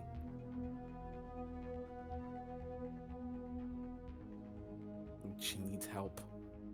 And I would probably scan for Dante because I'm not actively paying attention to where he is to see if he's trying to communicate with me under gaze. So I'll throw it onto the Dante. I mean, I think Dante will like throw a look, but he's also of the mind that he's like, there's two of us outside. So like at max, you might see him like turn around, lock eyes with him, and he just like flicks his nose and then just turns back to the other 2. I've told Grey Sky something's wrong, and I pointed it out to Layla, hopefully before she left. Not to Layla, to who you're pointing at. What are you talking about? Yeah, what? Okay, so I'm assuming this happened in the room where all of us are in. I'm thinking within the seconds before, like, she said. Hang on, just and then. We're not all in the room. We've got still 2 of us are outside, still patrolling. Right. It's you, me, and Layla. Layla's gone. I heard Layla say wasabi, but was that not in the room? You were in the room. It was in the room. You hear but I'm Layla not say close this, to you. and then she leaves. Yeah. I'm very much in the guy's general vicinity. I'm not looking at you guys at all. I'm just talking to him and be like, wasabi. Right, so what I saw, I heard wasabi, and I noticed a spell being cast on you. And then she leaves. You just left. With this gentleman. Okay. Yeah. Okay, so apologies for the confusion. I would just say, my indicating to Grey Sky, a spell has been cast. Something's wrong over there. But I'm not pointing out, like, I'm pointing at who it is, but I'm not like, indicating identity or anything. I'm just saying something's going on over there. And Rob, just above our table, I'm trying to push her to go to Layla and figure out what's going on there. Okay. Sorry for the confusion there. I like those are a reminder. You probably doesn't get up because like we're trying to keep that one out of trouble. Yes. Okay. Also above table, I know she's not going to because that's not an intent. I'm going to try and get away, and hopefully what will happen is that Grey Sky will stay back. I will help Layla, and that will be me disappearing into the night. And so you need to go follow them. I'm gonna go check it out. Yes, that's gonna be my next thing. So you want to go follow them? Yes. This is Grey Sky talking to you, not Rob. Yeah. Don't worry, I'll be very slow, but I want to make sure everything's okay. No, that's fine. I think I have everything I need. So you're free to go. Okay. I'll see you again. She continues writing and just ignores you.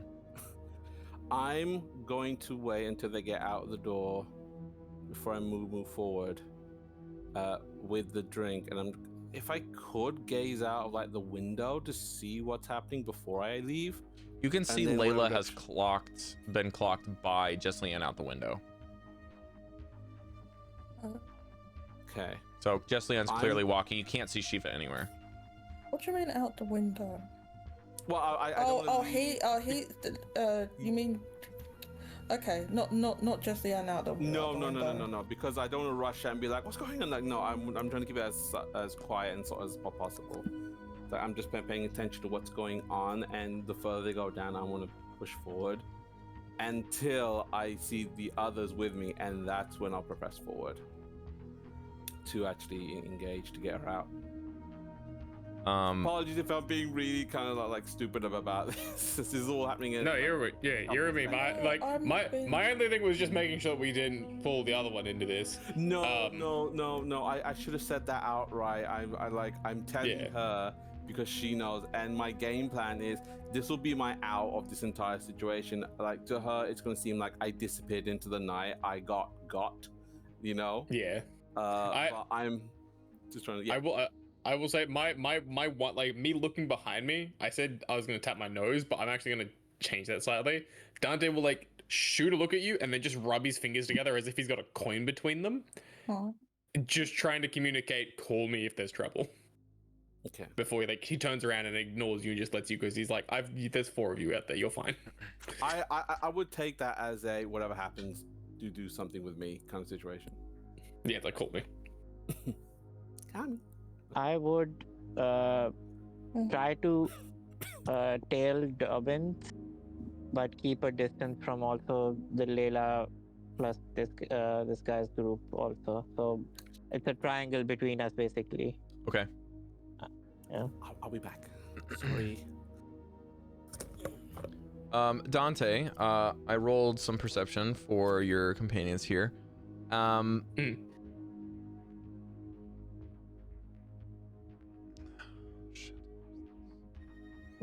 Klein, Specialist Klein, he reaches into the breast pocket of his kind of general blazer that he's wearing, and he slides over an empty kind of hand palm sized notebook that has like a quill with it.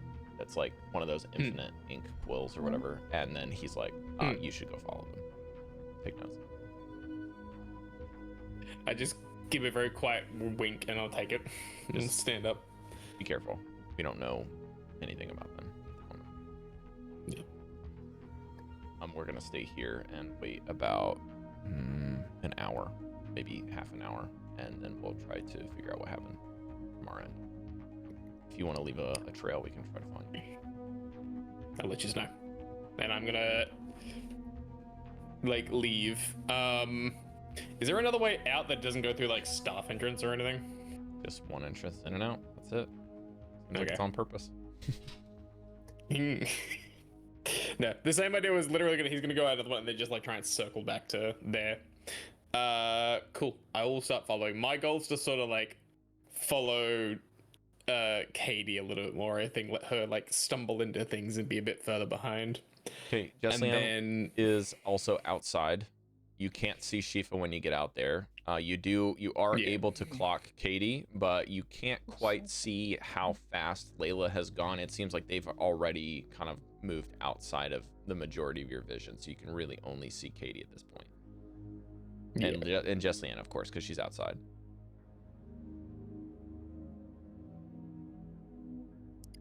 But Shifa, yes, you will be able to easily follow Growl if that's your target.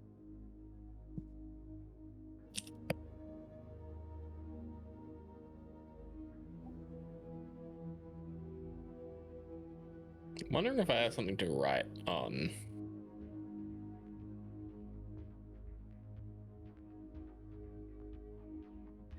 Damn it, the one time I did a prestidigitation. A notebook.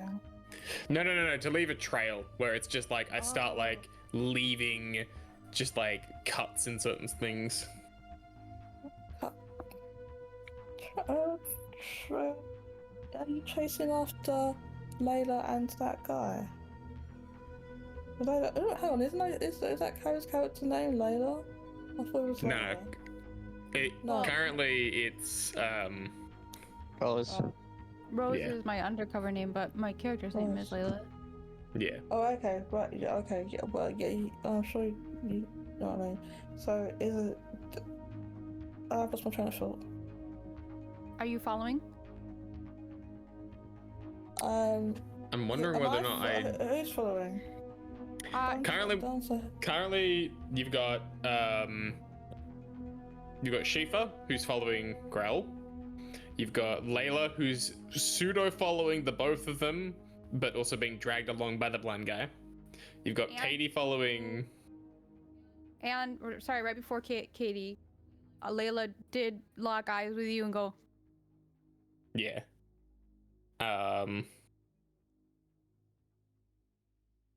Sorry, I blinked out for a second there. Then you got Caidi following those two, and then I'm kind of trailing Caidi. I'm wondering whether or not we don't want to make it too suspicious.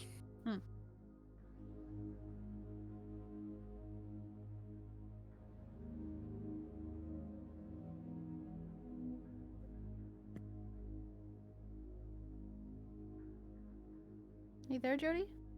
Huh? I just checking to make sure you're there.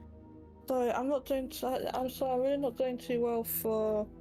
I'm pretty tired and very fatigued. I'm kind of not doing too well at the moment. I'm falling asleep. Sorry about that. It's okay. Were you able to hear what we said? That I just heard that maybe Dante's gonna try and tail Layla. Are you gonna tail? Layla did try to get your attention to also follow. So was Jesliann able to? Did Layla successfully get Jesliann's attention? I should say. Yes. Okay, so Jesliann's noticed this. Is Shifa anywhere in sight, or he's at the opposite end of the building? You're the only one that knows where Shiva is, because he stealthed with your help. So he's gone. He's followed the first person that was out of the inn. He said he was leaving. I'll just say that probably informed you. He's like, I'm gonna follow him, and then just left.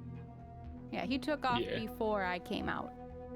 Okay, then Jesliann will notice that the ladies come out and with this guy, something seems up, and decides to follow at a distance. There's no time to tell Shifa right now, so bye Shifa. All right, then we're gonna cut to Layla. Layla, as you are currently being compelled to follow him, he's kind of being a little rough in the sense that he's trying to guide the situation, but he's told you to lead him, so it's kind of difficult. It's not like he's like being mean. And I can't speak to him. So Right. He's like, all right, listen, we're gonna go this way. No, follow. Go this way. All right. What are you two left feet? You have just following me. Okay, listen here. My name is Investigator Hintrell. I'm going to drop the spell in just a moment. Please do not make a commotion. You may come with me. Do not, under any circumstance, blow my cover. I am under a top secret mission at the moment. Don't say anything. We will move quietly together. This person is one of the gatekeepers, and he is currently under suspicion of accepting a bribe. I am the only one that knows. Please. And he drops the spell. We're actually all trying to do. Can't hear you, Cari. We're actually all trying to investigate. No. What did you say your name was again? Hintrell. Investigator Hintrell. Hyntrel. Hintrell. Just investigator's fine. You can't speak correctly. Why are you here? I just told you I am here. I'm following this lead. I listened to him, Miss Rose. I'm a very good investigator. I already know you. I understand. Can I do an insight check? Yes, sure. Okay.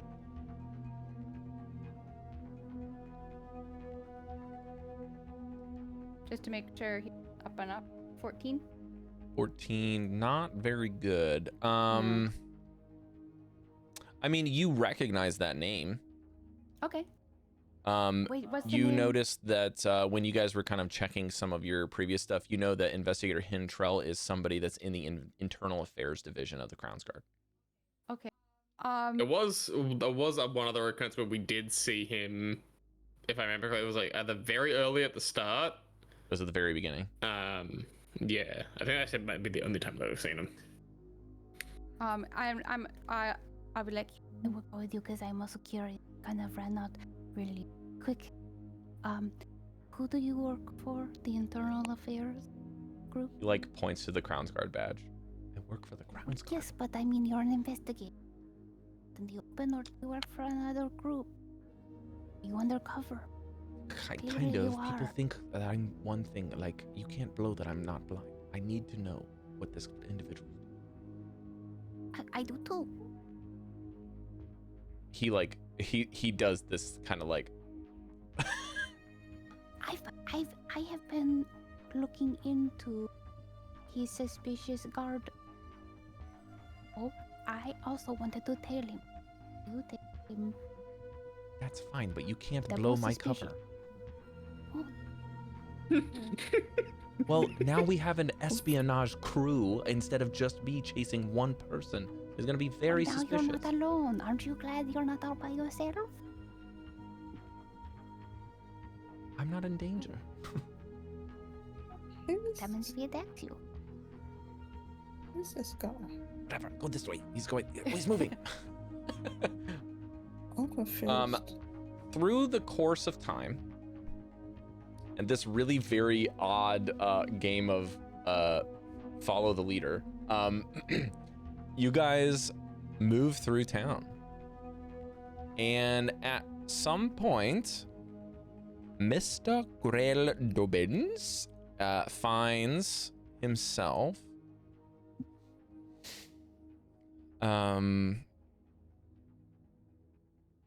making a pit stop. It doesn't seem like he's going to be staying here for very long. He goes over towards the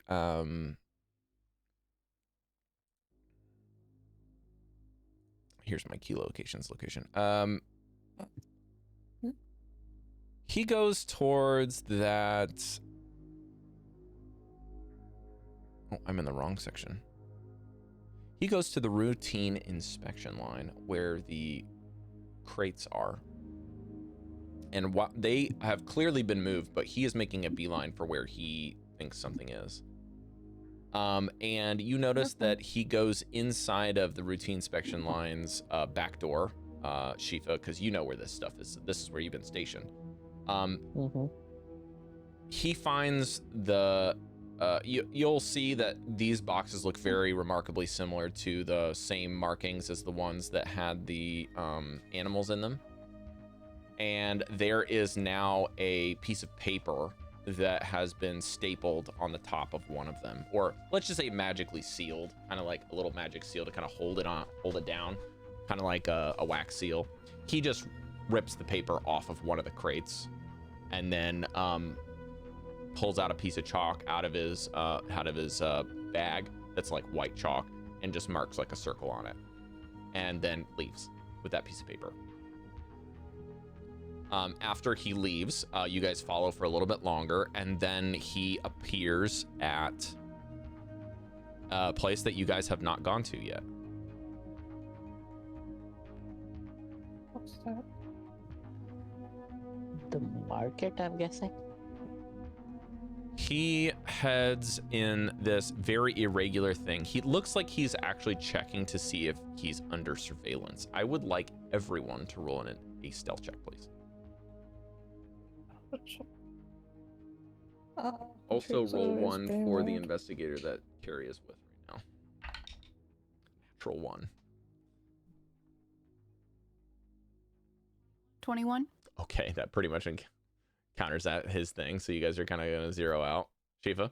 I got 21. 21 too. Nice. Dan Dante? If you're in heavy Would I armor, be it's disadvantage. I was gonna say, am I still wearing the heavy No, armor? I didn't get 21. What Is did I that get? standard issue, or is that like a personal choice? What? Because technically this is like my gear. It's up to you. But I'm also wearing army gear. Up to me. You could also say that you didn't bring armor tonight if you want to just wear leather for the evening. I straight up think he would bring leather. Okay. He would not bring. Okay, well a then you splint can for add this. leather to your inventory and equip it and make sure that your AC takes the hit. Alright. Totally fine with that. We can do that later if you want, if you just want to roll your stealth check for now. I'll roll it for now. Come on, dice, don't let me down. Woo, baby! 17. Okay, I'm going to say that Caidi's roll doesn't even matter. You guys rolled spectacular. Even though I rolled a natural 1, that kind of like, that's a lot of successes. I did not. I did not roll spectacular. Didn't you just tell me you rolled a 21? Here's the thing. Here's the thing. I'm gonna be real. I fell asleep for about 10 seconds and dreamed that I rolled a 21. So that didn't happen. That actually didn't happen. Right, I'm just gonna check the logs I just then. rolled. You don't need to check the roll. I rolled a 3. Okay, well then I will roll for Caidi. Okay, that's good. That's a 17, so that's fine. She passed. All right. As you follow through the town of Nagvarat in through Last Aegis section, past the routine inspection line,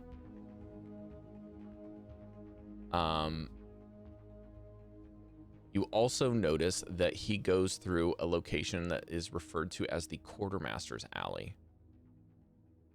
And there is, Shifa, these are resealed boxes with the same serial number as the red ones.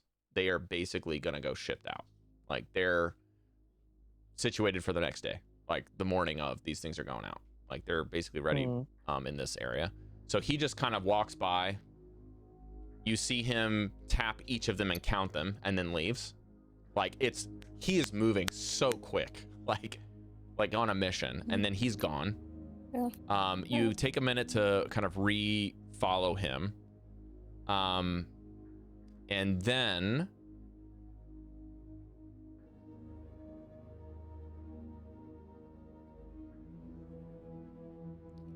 hang on a second.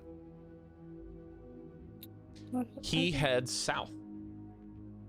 There is a small gate that is a place that you weren't aware of that is called, like, when you get there, you can see that there's a very small little one-line sign that says the South Watch Gate, and there is some cloaked figure waiting in the alley next to it, tapping their foot impatiently, and you hear him apologize as he walks into the alley and they talk.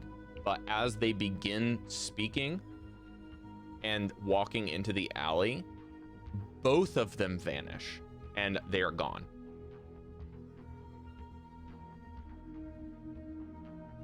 They're gone. Oh. Do you know? I know. Wait, where did they go? They just disappeared in front. Doesn't mean that they disappeared.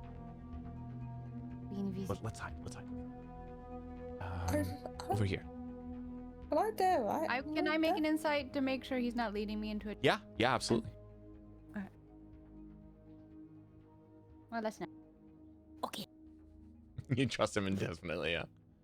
Dante, you notice that everyone seems to be hiding very quickly when you get there, because you're kind of the last of the chain. You and Jesliann. So you and Jesliann don't really see this. Only Shifa, Layla, and the investigator can pick this up. But Caidi, Dante, and Jesliann, you kind of just duck in an alley and wait. And you're like, I don't know what's going on. I wonder if it's smart to go creep up on Layla and the other guy and be like, what's going on? Yeah, I'm going to give Shifa some initiative here as to what he wants to do, because he was right on their tail the whole time. Yeah. Can I be on the roof and try to get close enough to hear them, even though they might be invisible? Okay, I'm going to go with your previous stealth check still, but you need to make an athletics check to climb the roof. Rage to get advantage, yes, no? Sure. Makes sense. But it'll just be for this one building. That's fine. Athletics, right? Yeah.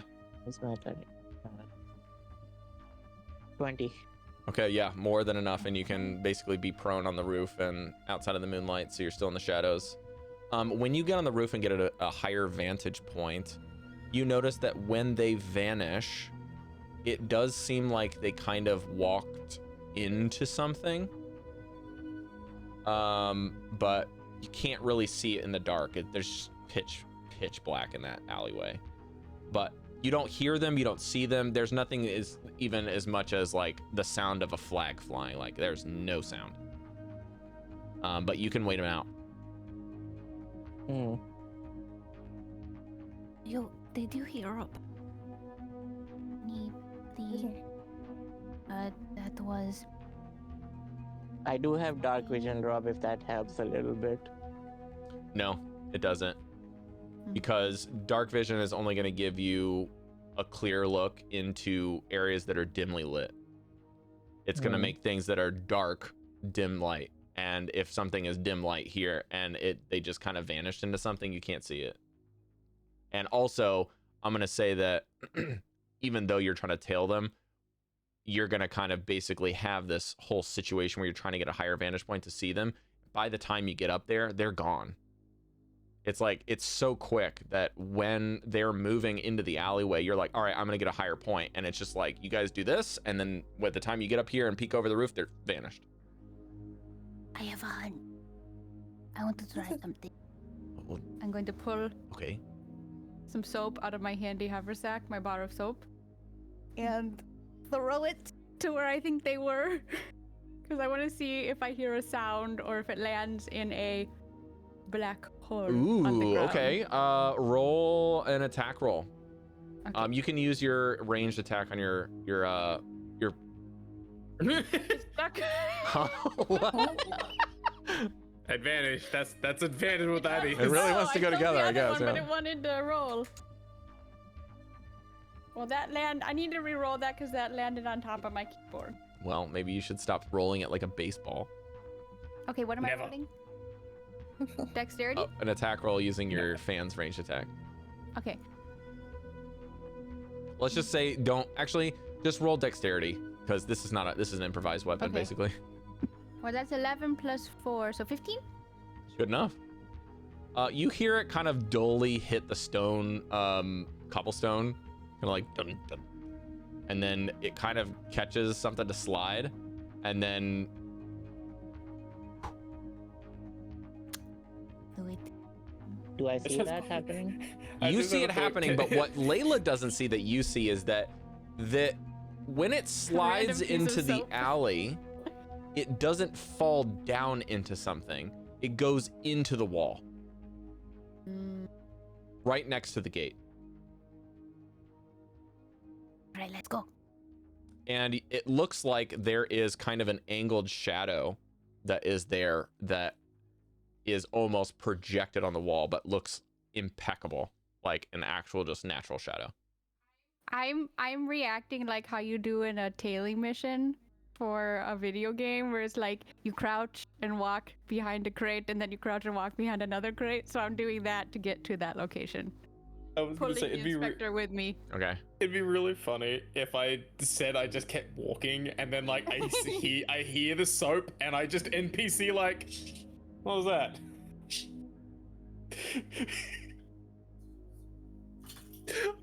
I kind of wanted it to be funny. So sorry that took so long. Had a bit of an emergency. It's okay. We're currently We're currently throwing soap at the wall. yes. You guys can Well, that say what raises more happened. questions. Okay. Okay. So we tailed them to a location and then they disappeared. Layla threw her soap in that direction because she wanted to see if there was a black hole in the ground, and it turns out there was one in the wall. So now we are sneaking behind boxes towards the hole. I'm assuming I'm with you and you are not. I'm not. I'm still just looking at You're like vicinity area, but you're not together because she's still currently with the I inspector. see. I'm dragging we're the all- inspector with me. Okay, and I This was his investigation, and all of a sudden now it's Layla's investigation, and he's just sitting there going, "What the fuck?" Are you still Jinx? Do you still have to follow? No, he dropped it on me, but I rolled an insight to see if he was leading me into harm. I rolled a natural one, so now I'm acting as if he's part of my party. Which means I'm dragging him with me. So Caidi, you get there. Shifa's on the roof of one of these houses. They basically have some sort of area called the South Watch Gate. I believe I've shared information about this with you, but that's up to you guys to remember what it is. And that this individual seems to have basically gone into a wall with a cloaked figure after checking a couple of different checkpoints on the way with crates. We know all about the. Now, after doing so, you notice as you move around, Layla and Shifa, that both of the figures come out. The shadow is rolled up into what looks to be a large tortilla burrito and folded and then put into this guy's bag. He's wearing a full, like, we're talking like head to toe, looks like a ninja, completely cloaked out with just, he looks like a ninja but has like a hat on, and then basically begins to exit through the South Watch gate. Normally does not try to hide. Do I recognize now that I have a closer look? Is he the guy that disappeared in the caravan? They are wearing almost identical style of cloaks as the cloaked figures from the caravan, but you can't see any facial features at all. And as they exit, you notice that Grell still has that piece of paper. He also now has a satchel of some kind of like small bag that looks like a little coin purse almost, and that's in his other hand, and he's quickly trying to jam that into some sort of side satchel. And then he goes and picks up he goes into like a little closeted kind of storage closet near the South Watch gate and grabs a pike and a shield and stands guard. And that's it. The other guy's gone. The other guy leaves through the gate, and then he stands guard at the gate looking inside and out. Is it possible to act before the guy leaves the gate? What would you like to try to do? At this point, I'm just all about escalating. So I want to... Okay. Stop criminal scum! The gentleman that's next to you, as you try to say something, he just casts silence on where you're at. He does not let you scream. Now, I was trying to cast a spell. Does it have verbal components? That's what I'm checking. It's produce flame, but it is verbal and semantic. So I'll be like...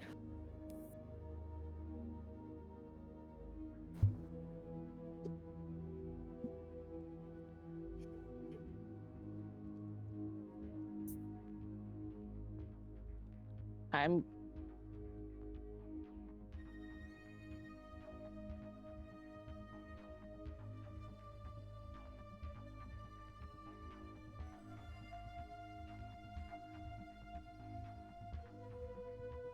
Did you cut yourself off there?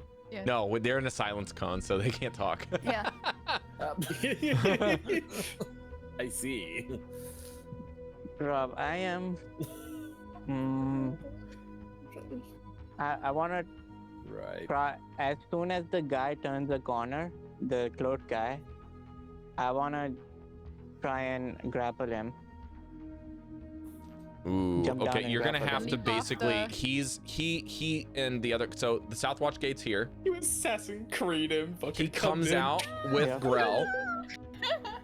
Comes out with Grell from the loop, or the little door thing, rolls up the door, then walks through the gate here. So they're like right next to this. So if you want to grapple him, you have to leave the house, go next to both of them before he can get out. Okay.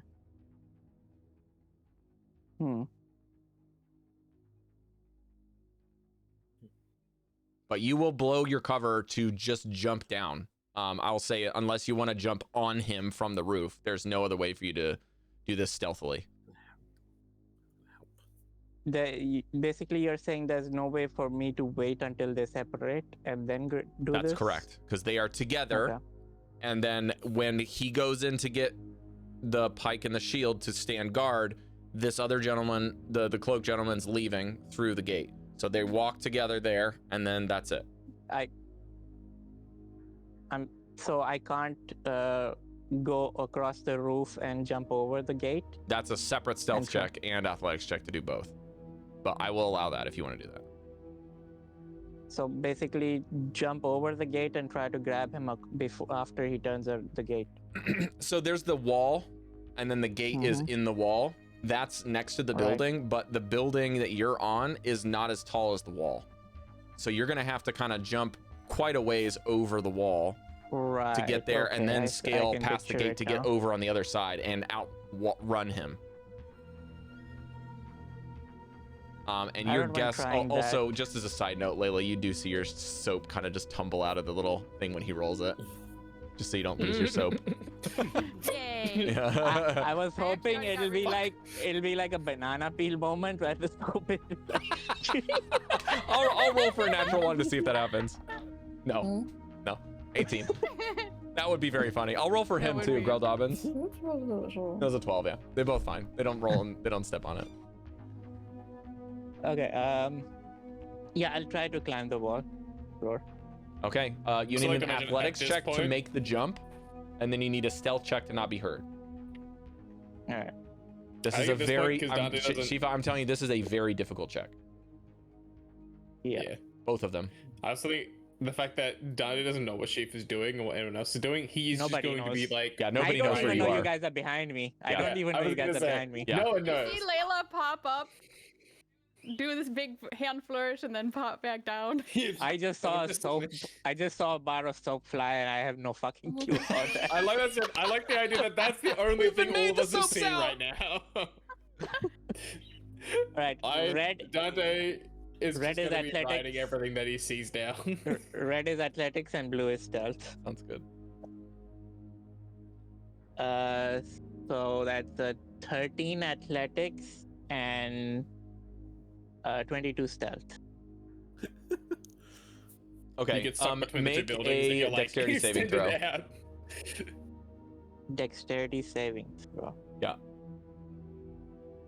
19. Okay, so you do not fall prone, and you will take half damage from falling 10 feet. So you will take 3 points in total from the fall, but you don't Oh wait, I give have away. advantage for rage because I have a rage on. I have Oh, advantage. okay.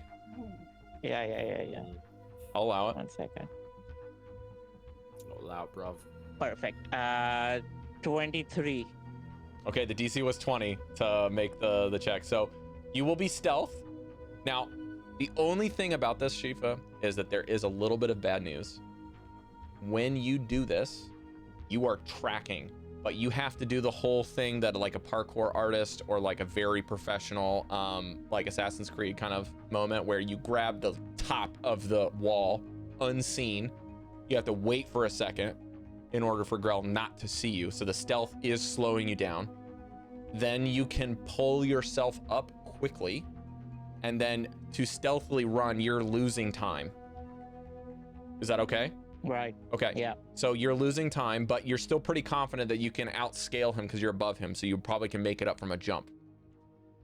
The problem is that when you get out there and you get ready to take your leap of faith to just like tank the damage and grab him, there's a horse outside and he's already on it. And then he's gone. Shit. But you are this close. What do you want to do in the Alright. last moment? Can I try to throw my walk seeker crab onto his backpack or something? I really like that. I will say you can choose one of two tracker? things here, Shiva. I will let you roll with advantage to get the Vox Seeker on the horse or on him. Or you can take inspiration now and roll without advantage. I'll roll with advantage. Okay. Yeah, you take it now. Oh, this is I'm always about giving you guys different choices here, even if it's something that you want to do. What role is this to throw? I will say that you can take, because of your magnetism and you are raising, I'm gonna give you a ranged attack that I will just allow you to do.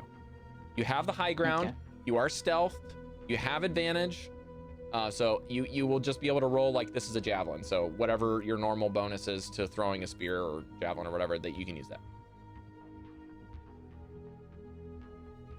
12 plus 5, 17. Okay. What I'm gonna do is I want to tell you that this person is very quick. They're in light armor, but a 17 is their armor class, and it makes it. It is exactly on there, and they do not see it coming because of the whole situation, and their passive perception would be lower because they're getting on the mount and they're not taking stealth now, right? They're trying to get out of there. Now, Like you guys need to make a note of this happening, that the Vox Seeker is on an unnamed cloaked person from the South Watch Gate of this area. And then all of you, now that you're there, will hear Grell say, "What was that?" And he turns around and walks outside of the gate to kind of hear, because he heard something. When you throw a weapon, I'll say that basically breaks stealth, essentially, just like anything else. So he hears some kind of noise where you plant your feet, shingles kind of shuffle. He hears like the throwing action of something cutting the air, and the horse leaving, and he goes to go check it out. Layla, you see that the investigator is, hang on a second. What was your stealth score, Shiva? 22? 22. Okay, I rolled a 21, so he doesn't see you. The investigator is looking around for anything else. He does spot Jesliann and Dante coming down, because you guys are not stealthing. You're just running. Yeah. Why are we not stealthing? Wait, you guys were stealthing, weren't you? Yeah, we did stealth. Well, Jesliann's stealth was lower. Dante's was higher, right? What was my one again? Like a 4? 3+. Yeah, I got a 3. Yeah, so he sees you coming, and Layla's like, he points to this person, and he doesn't see Caidi, because I rolled for Caidi, so he doesn't see you. Okay. Cool. And he doesn't see Dante, but he does see Jesliann. He's like, there's another one, basically just kind of pointing out. And then he's like,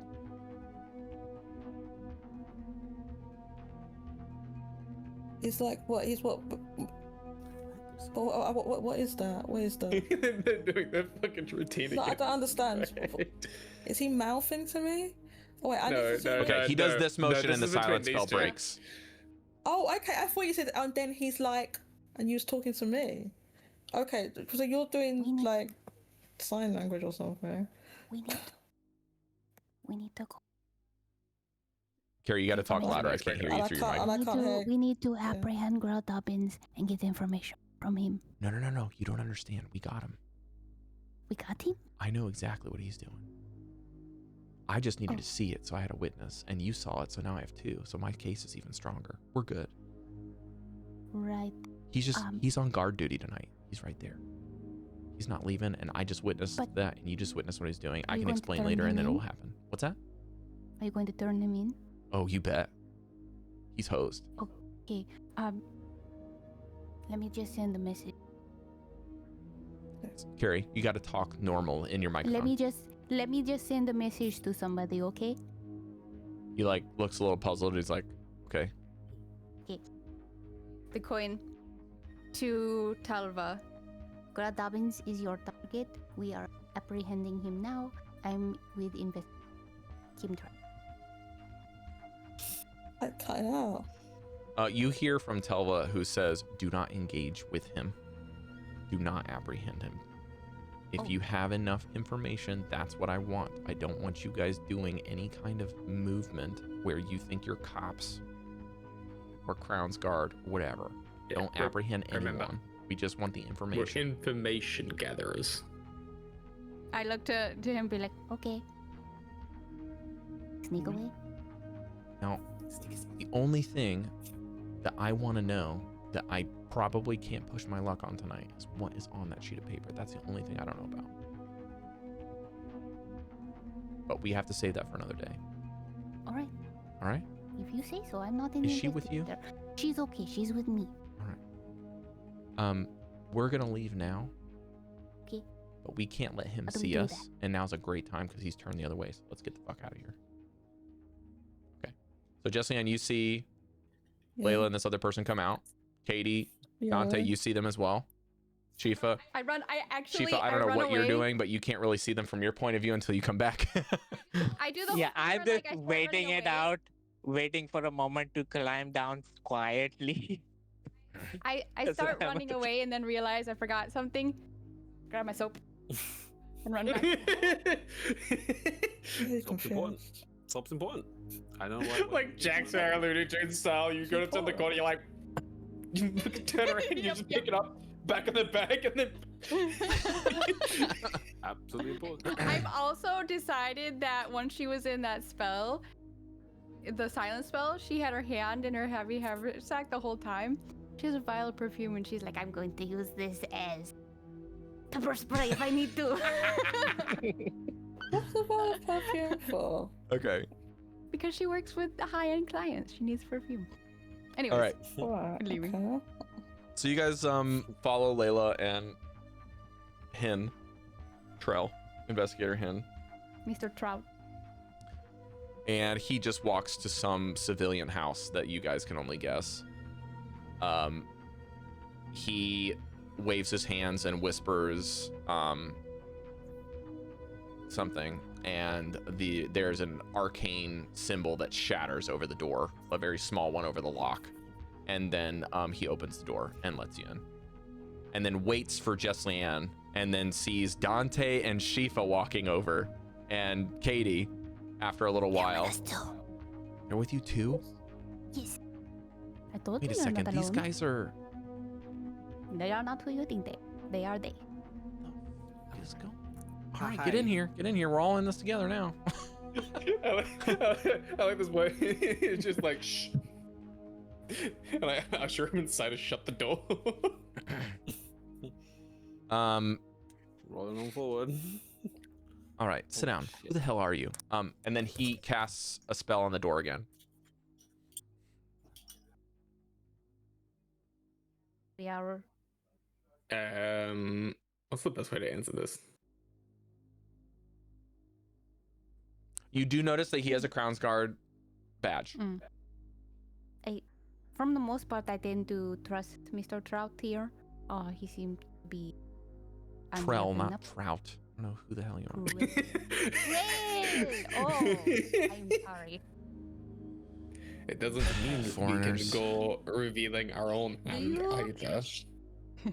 Rolls. Elva. Shut up. I'm just asking if he knows her. I don't know who you're talking about. Good. Sure. Okay. Oh, that's nice. 8. Looks like he's telling the truth. Can't really see any tells. Well, I guess you're all witnesses now, but regardless of your associations, I need to explain what we all just witnessed in order to... How do I see this?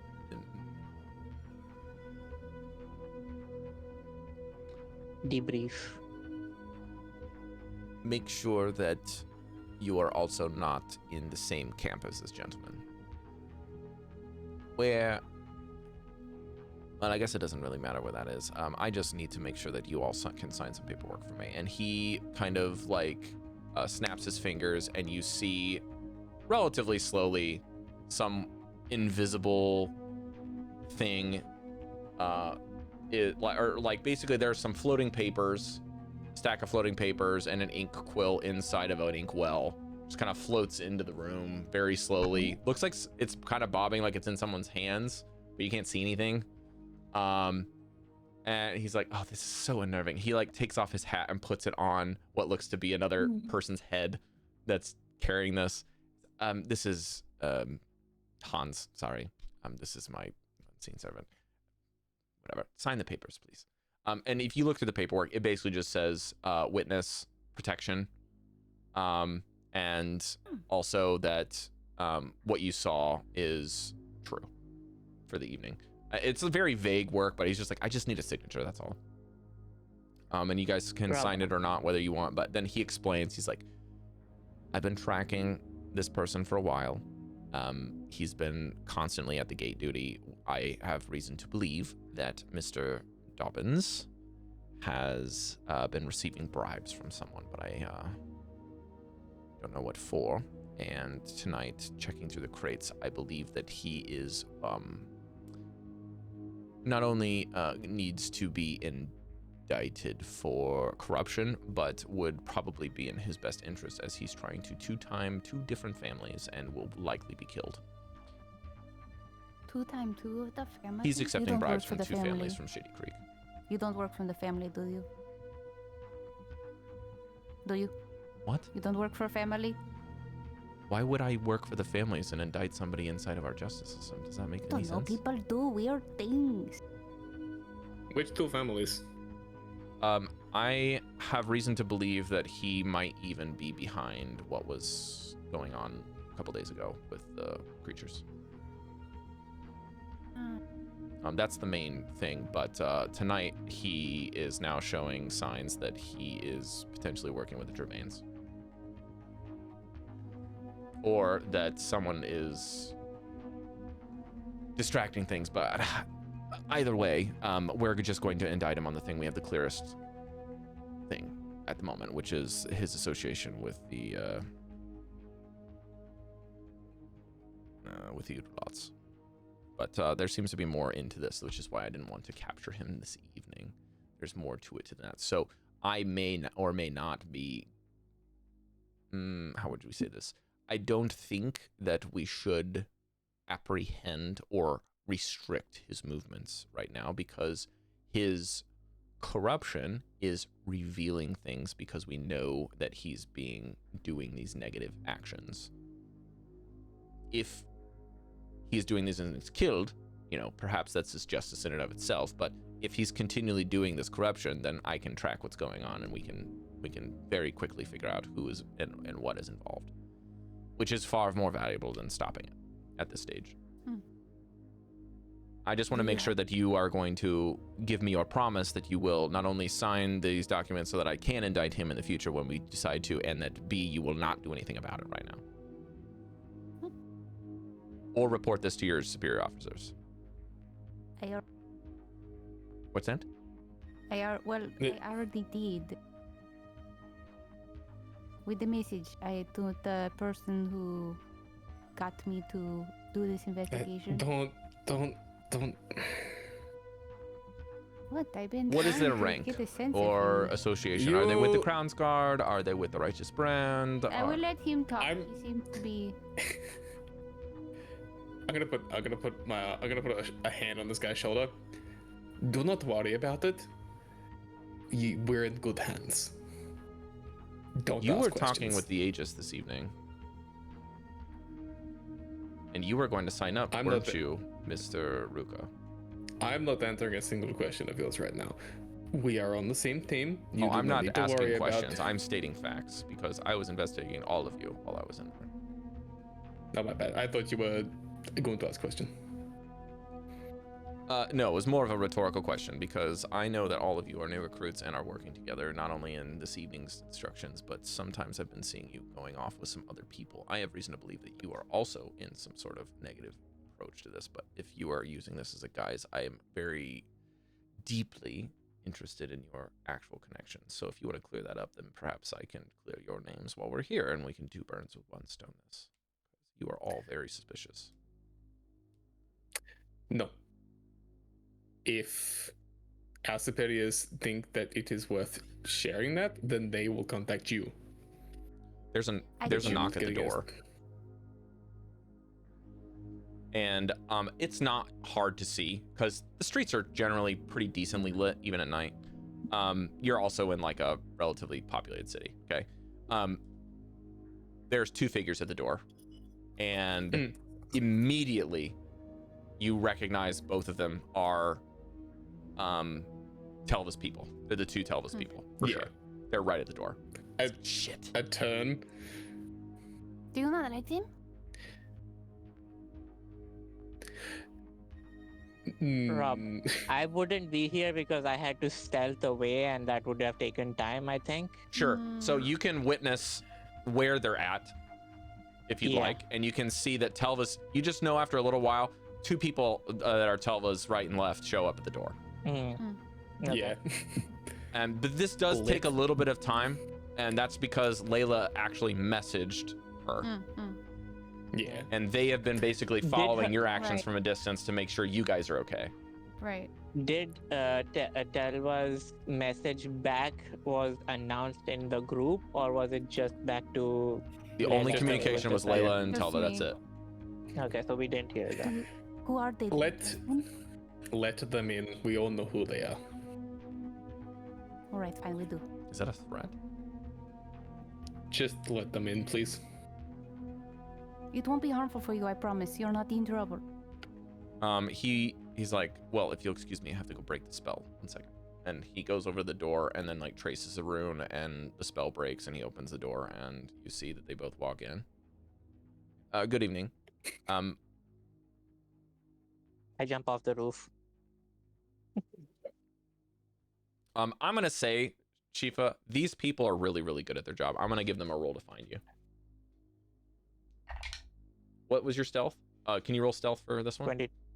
Again? Yeah, you gotta roll a new one. You're traveling. 19. Okay, I got a 20 and 18. So one of them sees you. The other one goes, jeez. I like. Yeah. One of them doesn't flinch. The other one. Fuck. Yeah, you just see one of them just like. But we'll say that the wizard I can see pat you, the guy on the head. Good job. and the lady sees you. She's like, oh, you almost got me that time. Investigator. My name is. I don't remember if I gave them names, so I'm just gonna say that this is. I don't think we've even heard them speak. I'm just gonna give them some aliases then. I am. I'm an investigator, Alice, and this is my associate Silas, and we are here with the four of them and this gentleman. We have reason to believe that you are doing good work in the city. I will be submitting some more paperwork for you. We want you to continue doing what you're doing. But some of these people will be vanishing in a couple days, and we want you to cover their paperwork. And we ask that you don't ask any questions. And both of them pull open a little flap, and it's like a little leather. It looks like a little leather pocket square. And on the pocket square, there's nothing. And then after a second, you notice that there is a flash and, it's like a Crown's Guard badge, but the Crown's Guard badge flashes and changes into the Ogden Trust symbol. It's psychic paper. So basically, it's an illusion magic that they can turn on and off for their badge. And he's like, his look immediately, he looks relieved. Good. And he's like, oh, thank God. I have been doing this mission for months. And he takes off his blindfold, and you can tell that his eyes are like very milked, but like milky, like silver and blue. But he, as he takes off the blindfold, you can see there's some runes on the inside to let him see. But he's like,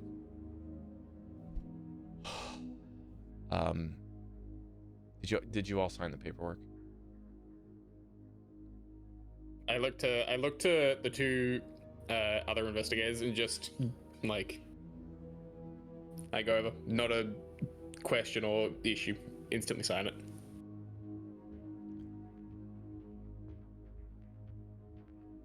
Thank you. We'll be leaving.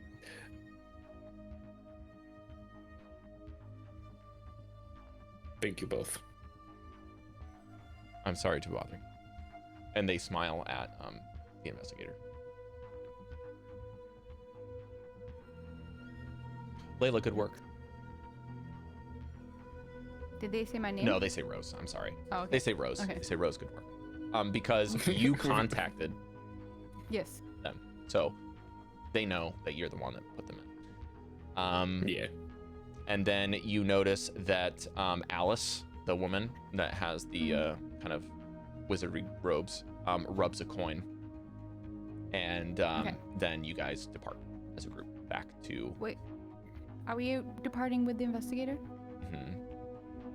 Okay. If he's coming with us, I wanted to say something to him on a sidebar, but Okay, yeah, you can leave with him, Yeah, but he basically instructs something to his unseen servant, and then he will lock its door again and leave. Yeah, before we're leaving, as we're still all the group, Dante will turn to him and be like, "I apologize for my rudeness, my friend. As you can tell, Before it's Very required." understandable. before they contact Telva again, I'll try to stop her from using the coin for a second, and I'll give her the Allen key for the crab, and tell her about the crab I've implanted on the spy, and that they could use it to track and probably spy on them. I will ask for more details on this later. This is very, very good work. All of you, very good work.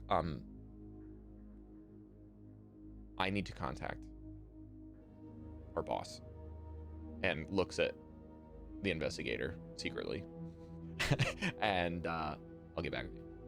And so they advance to the front of the line. The investigator knows his job. He goes to the rear, locks his door, and then you guys walk out in single file, or in like twos. And then she rubs the coin and says, orders are as follows. Anna and Rin, you are to return to the tavern and complete your guard scouting report for the evening.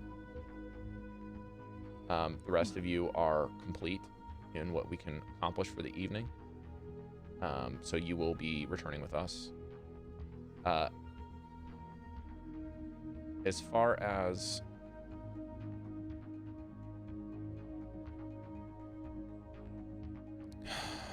sorry, this is Rob that's a little frazzled here. 1 second. Anna, Evelyn, and Rose. Sorry. Evelyn and Rose and Ruka. You have different duties. Rose, you are free to go. If you would like to talk with the investigator for a bit, you may. But you are to return to base tonight when you're done.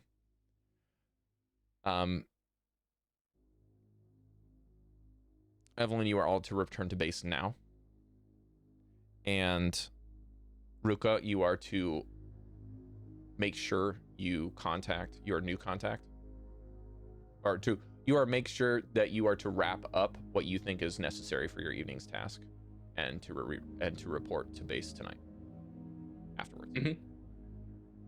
I have no contacts with the Lost Aegis, who I may hand this information over to them as well, excluding the extra bits.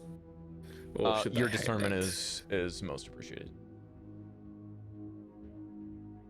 Whatever you deem necessary to maintain. I will report only as a witness then. I will ignore this conversation and the investigator. As much as the investigator can be absolved from this situation, it is good. So perhaps you can say you worked with him, and then we'll inform him later. They flip a coin to the investigator and say, "This is to contact me later." And he looks puzzled, and then kind of does one of these motions over the coin. It's handy. Puts it in his pocket. All right. And then you guys just, as soon as you get to a certain point in the street, they leave with, so those two go with Caidi and them leave to base. Layla, you and the investigator are left there with I'll say Dante, you can stay there, you can go back to the inn if you like, and then Shifa and Jesliann return to the inn. Yeah, my goal straight to inn. At some point, as everyone's dispersing, I just pick a moment, I'm just going.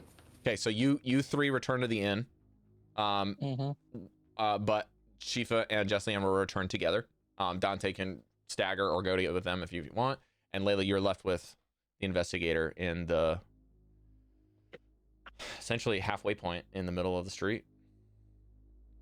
And he says, I am so sorry for casting those spells on you, but I could not let you jeopardize that mission. I am glad that you did because you were doing your job and what you thought. Are you based purely here or do you go around the continent? I've been here for quite a while, but my job has changed a bit. I was thinking about going with the Last Aegis, but I was talking with them and they wanted me to stay with Crown's Guard because of my strength and the level of trust that I have with the captain. So I've just been doing whatever I can to be a liaison between Crown's Guard and Last Aegis. Well, I just wanted to let you know I am Layla of the Crystal Braves. We are bodyguards and we protect people. If you are ever in need, you can ask for me. I don't have a last name, so you can use my current Nerys, Layla Nerys. I'll answer to that. You have earned my respect, and I want you to know that I have your back in the future if you need help. Okay. Right. Okay. Good night.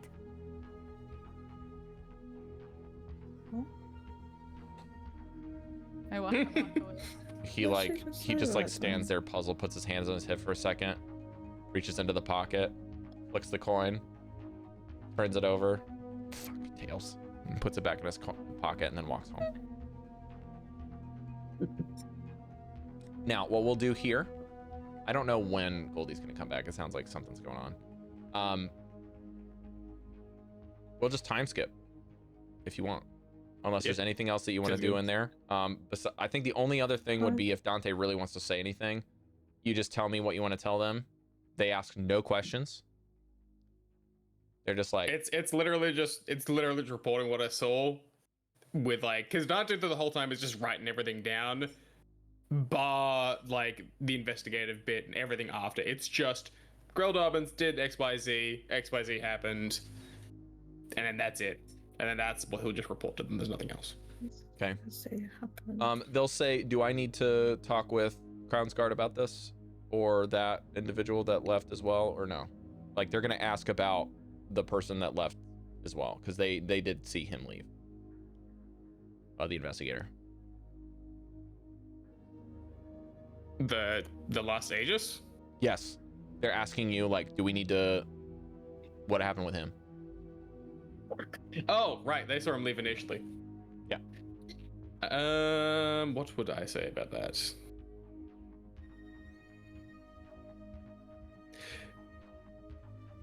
It would be good to reach out, but he's on our side. That's good to know. I'm pretty sure I knew that already. But is there any shared information that we need to be aware of with the situation? He's okay? Oh, as far as I can tell, yes, he's okay, but I didn't talk to him. I just followed him. Okay, well, if there's something that we need to know between him and us that we can work together, then let us know. But otherwise, we're to leave this alone, or are we to follow up on this? Because they seem to indicate, Dante, this is not taking rocket science of insight at all. Your passive insight picks this up right away. They seem to be pretty under his authority in some things, and this seems to be touching on that. When Grell left, they did not blink an eye if they were aware of anything going on. It was only the investigator seemed to be clued into something. Sorry, I had a bug fucking crawling over my table. Tried to kill it and it's gone now. Okay.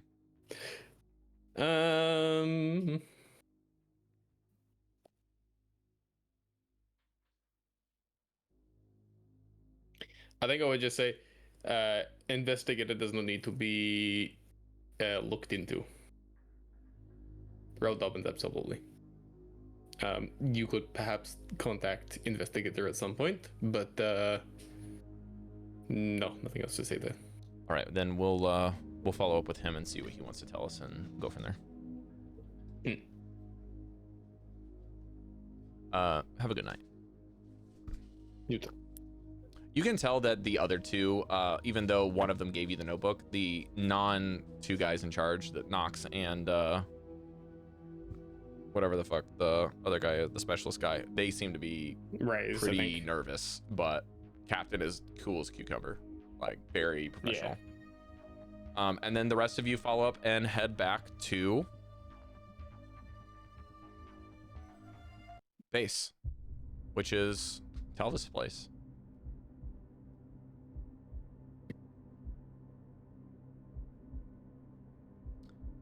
And it looks like we're gonna need another episode. So we'll have to do this again sometime, hopefully soon. When? Sorry, at least the next one will just be like talking and I will talk with debriefing you guys shit. off stream about that. I think it's probably best if we close stream because I don't know when Goldy's coming back. He said something's going on, so he doesn't know when he's coming back. Yeah, Might that's fair. be, It's not him. tomorrow, not tomorrow. In 2 days is Diwali, so I don't know if he's got family. Yeah. To be fair, he did say family emergency, so there might be something else going on too. Yeah. All right. I'm gonna close the stream. Diaz, thanks for popping in. Thanks everyone for watching on the VODs. Appreciate you. We'll try to run this game at least once more in November. It's Sunday yet. Bye. Bye. Bye.